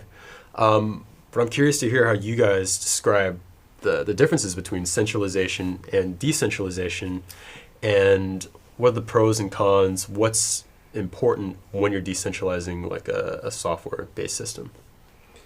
I think what's so great about decentralized systems is there's no, it's in the word, right? It's decentralized. So there's no central point of failure, right? So if I go and host my app on Amazon Web Services, and they say, you know what, Elliot, we don't like your app. You're delisted because we don't agree with some part of it, right? They have the right to do that because it's a centralized system. But with Ethereum, right, it's essentially running a distributed hosting platform for applications. And so now no one person can just say, oh, you know what, I don't like what you're doing. Sorry, you can't participate in this network. Now because it's distributed, everyone gets to participate and there's no discrimination. Yep. Yeah. Well, yeah. I think what we mentioned like right from the start was more of a open source technology. We didn't mention the private blockchains and the reason for them to be out there and existing. Yeah, and probably it's again coming because the industry is very young and the enterprise still has specific needs that are not satisfied by decentralized. And probably right now the most concerning one is related to privacy and security. So that's why you would have Hyperledger and other things like that, which basically it's this is a technology, you can host it somewhere privately and use it. Or recently a couple of big name companies, they announced their own blockchains, they are going to support it. Or even if you take the same Ethereum, Amazon is supporting running, in the AWS clouds privately a Ethereum network. It means it doesn't have to be public. So decentralization is one concept. Running it privately is a little bit differently. It can still be decentralized because they'll be running on AWS or any other cloud provider. In a decentralized way, they'll be talking to each other, agreeing on consensus and so on. The whole difference is just will not be public, which means that it will be hosting some specialized solutions for that. The only thing that the concept of the blockchain provides is this kind of distributed database for traceability, where you have the transactions and then you read them and do whatever. In case of Ethereum, also have a place where you can store business logic called code, or smart contracts called smart contracts, but it's just a more fancy name for writing business logic for your business. Yes, it doesn't have satisfy still the full scale of questions for the enterprises, like making a basic HTTP request. which is cutting out a lot of use cases for the businesses. I'm just, and there are a lot more. But still, it's a way to do it on a distributed ledger. You have the possibility to execute code. So decentralized, centralized, at the same time. So that's like one. They're different. Decentralized, for example, can be Google, Amazon, Azure, and any like OpenShift, any other cloud providers. Yeah. Then you have the decentralized, which is the Ethereum. So we talk about the concept centralized and decentralized. Then there is still decentralized but private, and which can be the same open source technology running private clouds, where you would not probably care much, because if it's running in a private virtual network, then you would not care so much about consensus being, or would care about attacks, because it's a controlled environment. So it's still decentralized but private. At the same time, it's kind of becoming centralized, because it's running in one place. Nobody has access to except one specific entity. So all these concepts, they're really kind of shifting into each other. Depends how you look and what problem you are solving. And it also depends when you're talking about enterprise solutions versus completely public solutions, like the main Ethereum network. Yes. They have different requirements for basically the attack vectors, the different potential vulnerabilities that their network might have. Yeah. Right. Yeah. Yes. So exactly for that reason, there are other a chain or technology provider for the next generation of blockchains, like Dispatch, EOS, and others, who will allow a hybrid between what a private blockchain run, controlled environment will be running, and the public technology stack to be run publicly, and it will provide services from both worlds. Means it will be secure and encrypted. At the same time, it will be decentralized. So it's not actually centralized, running in a private data center, run publicly by everyone. Just you can keep different types of data and allow access based on encryption and all sorts of mechanisms for security, authorization, authentication, and all the stuff. This is something that doesn't exist yet, but it will be something normal in the next year or two. And will address not only the concept of centralized, decentralized, also will address questions about scalability and speed of transactions. Because right now it's kind of, I mean, it's understandable why, but it's still ridiculous to have 10 minutes for a transaction or 2 minutes for a transaction. I'm talking about Bitcoin and Ethereum. Yes, what's so great is that when we have a private version of Ethereum running, we can go change block times. So now that's the benefit of centralizing one of these chains, is you can go run it a lot faster and free. Yes. Well, yes, because the economics change. Means the farmers are no more needed because you pay for the servers yourself. The incentive on the public network is that someone has to pay for electricity or things for hardware, so you pay the gas. In that, in the other, if you run them privately, then you have to have some kind of knobs to turn off all the gas consumption costs and so on, because you're going to pay for it anyway. So I think that there are custom solutions that allow you to do that, which you would have like I know Dispatch does this, and which puts you parameters and where you can configure if a network will consume gas or not. So it's up to you kind of to define the policies. So if you take Ethereum and place it into a private network, and it still the transactions will be functioning based on the gas consumption, because that's baked into very deep into the kind of the code. But once you kind of make the system more flexible and take the configuration out of the implementation, then it's easy to say, I'm not waiting for consensus to be 2/3, because I know everyone is honest. It's my environment, so I need probably just one delegate to take the decision for me. So this way you speed up a lot the transaction execution. So I'm just giving an example. I'm not saying this is happening, but you could be doing that by tweaking certain components. As a possibility. Yeah. So, so I know trust is a huge focus when we're talking about blockchain, decentralized networks. How do you really ensure that you have trust, or that you know that the different transactions and happenings within a network are actually legitimate? So I think the best way to verify and have trust in the network is to understand the system. Mhm. So cryptocurrencies currently, they are trustless. So they don't require you to really trust anyone. Because when you go and run a node on your computer, you go and communicate with other people on the network. So at some point, you technically do have to trust that those other nodes are honest and they're giving you valid blocks. But that's an assumption we have to make.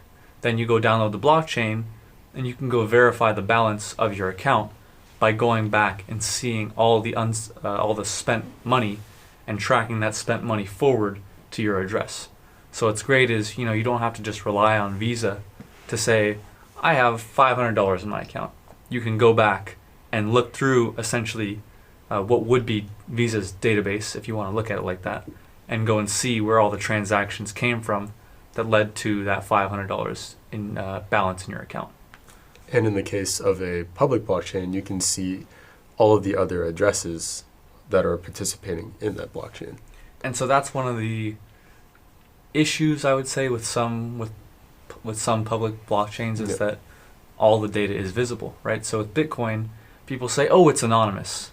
But that's not really true, because if you bought Bitcoin on Coinbase, then whatever you did from there with your Bitcoin is actually traceable. Yep. So there's a lot of people who say, oh, it's shady and it's just used for all these drugs. Well, if you're buying Bitcoin with through Coinbase and then using it to buy drugs, you're not very educated on Bitcoin. And even moving further, with different blockchains, I'm sure you can talk about it, thinking about different consensus algorithms, right? There's different ways to establish how all the nodes agree, or whatever their method of... Yeah, it's the same question that we said they're like trustless, but you still have to kind of you have to trust in a way. You can't be just in the dark and be paranoid that everyone is doing something. So you have to talk to someone. Exactly. So this is where the consensus is coming in, and this is like the problem of Byzantine generals getting solved, kind of. So. Could you explain the Byzantine generals problem again? Yeah, so it's actually very simple. So if you take the table, split it in two, and you have so here is like something uncrossable territory, but somewhere on the other side. So you have half of your army on this side and half of your army on this side. You have to. That is kind of the classical example. And somewhere on the far side is the enemy. Now they can talk to each other because no phones, no nothing. It's like everyone on horses. And but if these guys go ahead and attack, they're getting crushed by the enemy. If these guys attack independently, they're getting crushed by the enemy. So the trick is to attack simultaneously the enemy. So this is when you're going to win. Mm-hmm. But how do you ensure that they are going to synchronously attack at the same time? Means how do you tell that this guy is going to kind of, and the problem is how to make sure that they know that they have to go at the same time and kind of trust that the other guy is going to do it too. Yeah. So that's the problem. How to solve it? Classical way, probably these guys are going to send someone on the other end somehow to get there. At the same time, he might be getting earlier, and maybe these guys are going to send someone on the other side to try to messengers. Yeah. What if one of the messengers gets to the point and the other does not, and so on. So pretty much, if you translate this model into computer science, is when a computer gets a message or some kind of signal that someone else has a transaction, and this is the amount. So you have one computer says, I have $5. And you have another computer saying to this guy, I have also $5. Now I'm going to, or I have 0.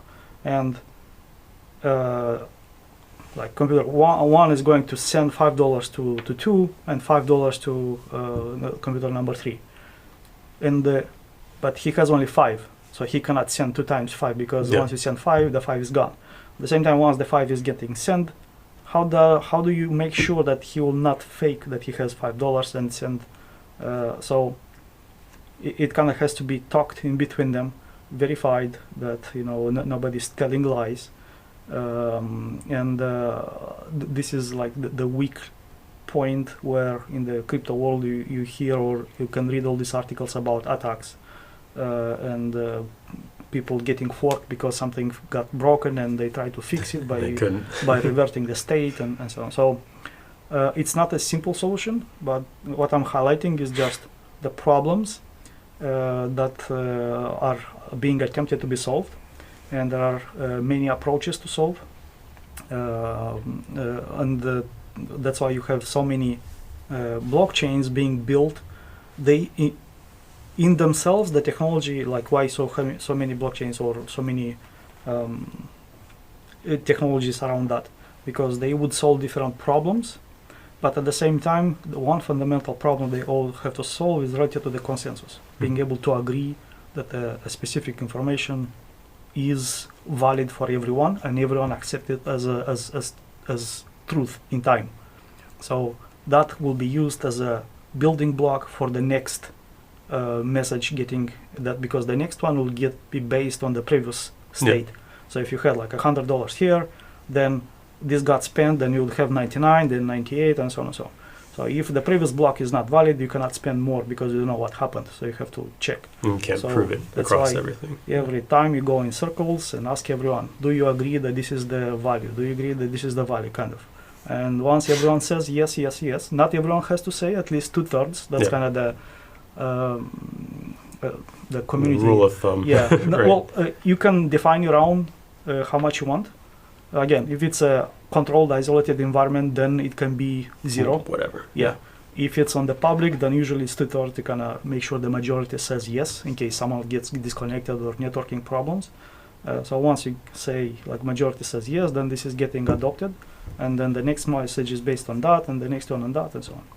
So in the Byzantine general example, kind of, and you applying that obviously to blockchain, how would you verify that the message, like the messenger that this army sent to this one, how would you verify that this army basically owned, or the messenger came from this army? How would you verify that? So that would be with the signatures. So Bitcoin operates, it has a few different layers of the tech. One is the networking layer, where you're talking to your peers. And then another layer is the cryptography and digital signature layer. So essentially, when you send someone money, it's signed, you sign a digital signature that says, okay, now Nikolai owns this Bitcoin. And so only the person who has that key can sign that message, which means, in other words, only the real general can say, I'm the general, and authorize a message to be sent. Unless someone has gotten his digital signature, which is the whole reason that we say, protect your keys. Yes. Well, yes, that also involves that you know how to identify someone's signature. Also true. Yeah. So when you translate this concept into mathematics, you have the private-public key thing, but in the simple world, imagine that you would sign with your finger.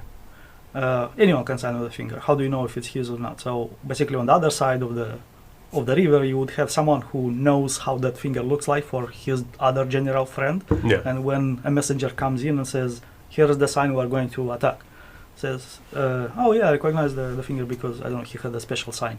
So he knows it's him. So basically, he would identify that yes, it's the only one person who can sign was actually him, not someone else, not someone faked it, because you could be sending a. So that's how you could fake a transaction. You could send a messenger, and the messenger actually, I don't know, gets swapped during the process, and someone else goes there and says, "Oh, they're not going to attack. Don't do anything." So the whole transaction fails. So you in cryptography, you do the public, private. So basically, you sign with your private key, but the other receiving end should know your public address. So this way. From the signature, he will be able to deduct the public and then check. Oh yeah, this is the public from the signature. This is the public I know about. Do they match? Yes. Okay, so it's original, means the whoever signed is actually him. Yeah. So the basis of this entire thing of solving, the double spend problem and the Byzantine generals problem is it comes down to cryptography, right? Essentially, yes. At the end of the day. Yes. And then also trusting that your peers are going to be honest, or that most of them will be honest. At least 51%. Exactly. Right. So if 51% of them are honest, then dishonest actors, their actions essentially are nullified.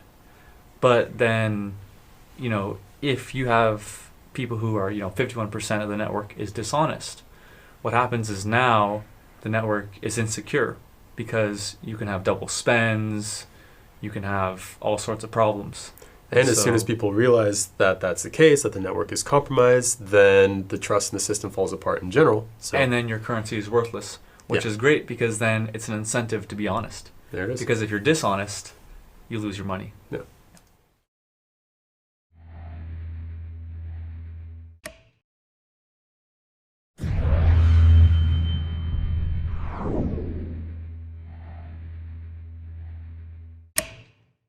My name is John, and I'm the Chief Operations Officer at Shapeshift. I've been in the crypto and Bitcoin space since about 2012 and been building applications ever since. My background is both in software development and operations of technical teams. I've been doing that for about 16 years. Started kind of just building web and mobile applications. I started a company that built web and mobile applications. And that then turned into focusing full-time on crypto and the blockchain space in 2013.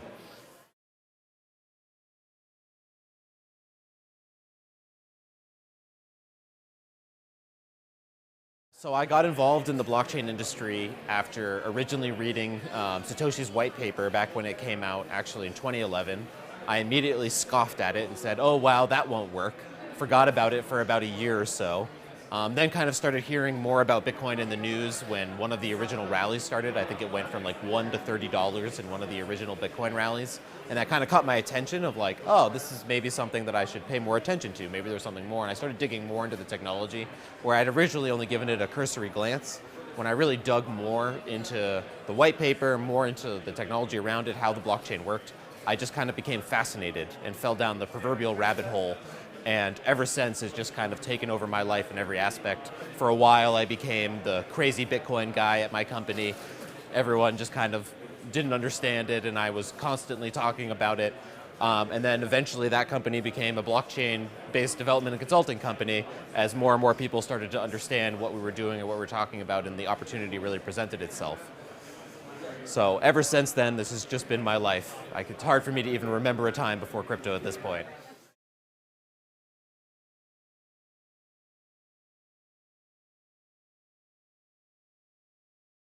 Yeah, so Shapeshift is a digital asset exchange. We call it an instant digital asset exchange that started in 2014.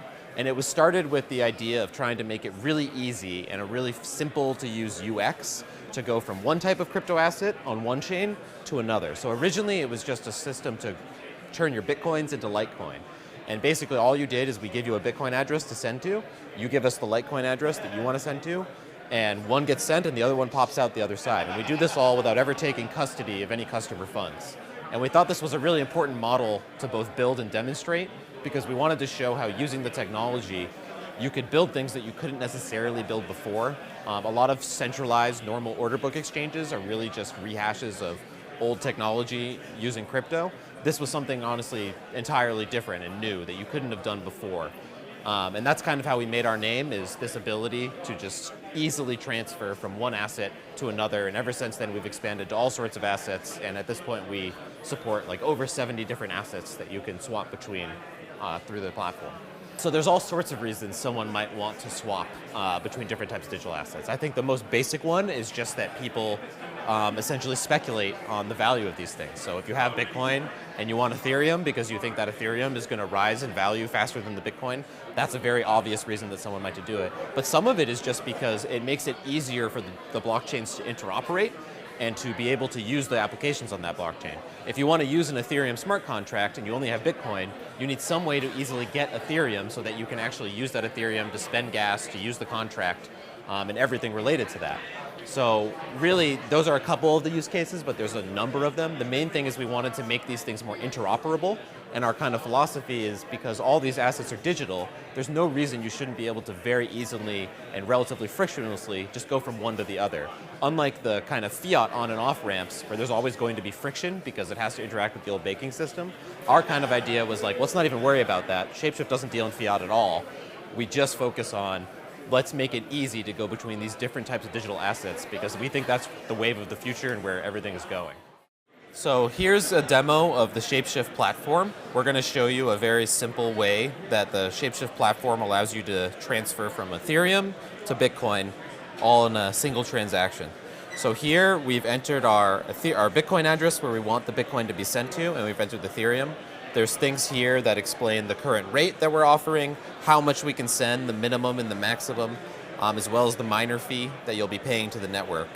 So here we're going to go ahead and hit Start Transaction, and it's going to give us a QR code and an address to send our Ethereum to.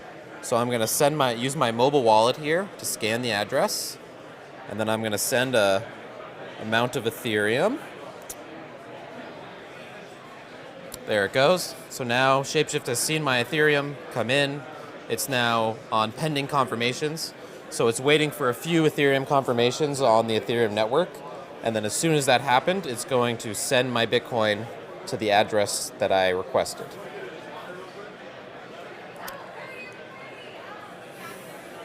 And there we go. So just like that, Shapeshift has received my Ethereum, it's converted it to Bitcoin, and now we can see on the blockchain that I've been sent Bitcoin. So at Shapeshift, we work with only 70 different types of digital assets. A number of those are Ethereum and Ethereum-based assets, but a number of them are not. You know, everything from Bitcoin, Litecoin, Dash, Monero, Zcash, EOS, everything else, you name it. If it's an interesting blockchain to consumers, then we're interested in offering on our service. And as a result, we interact with all those platforms, we interact with all that technology, and we interact with the various communities to help them kind of debug and build it too, because we end up seeing a lot of the issues of the software long before other people do generally because of our systems and the sense of how we scale them.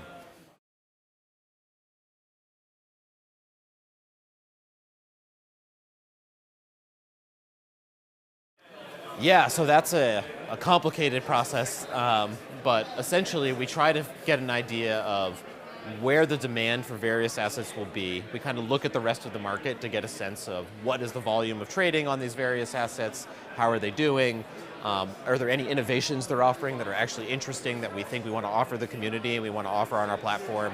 We get a sense of market sentiment, and then we kind of decide based off of that, here are the assets that we want to add. There's also a whole legal review process that they go in before we can add them to the platform. So there's a number of processes they go through and a various kind of what we call coin or token roadmap of which ones we're trying to add at what pace and how much effort it takes too. Like some coins and tokens are a lot easier technically to add. If like for example, ERC20 tokens are pretty standard at this point. We know when we get a new ERC20 token how to add that. But when you're adding a new blockchain like a Monero or an EOS or a Cardano or some of these newer things, they're very, very different and they take a good bit more of work. So we have to factor in our technical resources and how much time and effort that might take.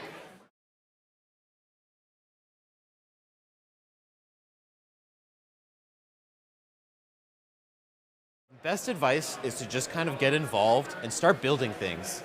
Even if it's just for a problem that you want to solve, if it's for some idea that you have, if you just want to play around and create a prototype of something, build things. And I know we're talking to a university crowd, but what I will say is no amount of schooling is ever going to replace actual real-world development experience. You need to actually get out there, you need to build things, you need to get deep into the code. That's how you're going to learn the fastest, and it's also going to make your actual educational experience a lot more fruitful because you'll have a lot more to bring back to the table. So my best advice, and it's really no different, honestly, in blockchain compared to any other development field, is you just need to get that real-world experience. Build prototypes, build things, get together with a couple friends, start a project, whatever it is. It doesn't have to go anywhere. It doesn't have to be a successful business or anything like that, but just build applications. That's how you're going to get your best experience because it will force you into roadblocks and force you to solve those roadblocks. And that is the best developers in the world are not ones who know any specific language, know any specific technology. They're ones who have learned through years and years of frustration how to solve problems and how to reimagine things and how to utilize new technologies and learn as they go. That is the best advice I can give to any budding developer.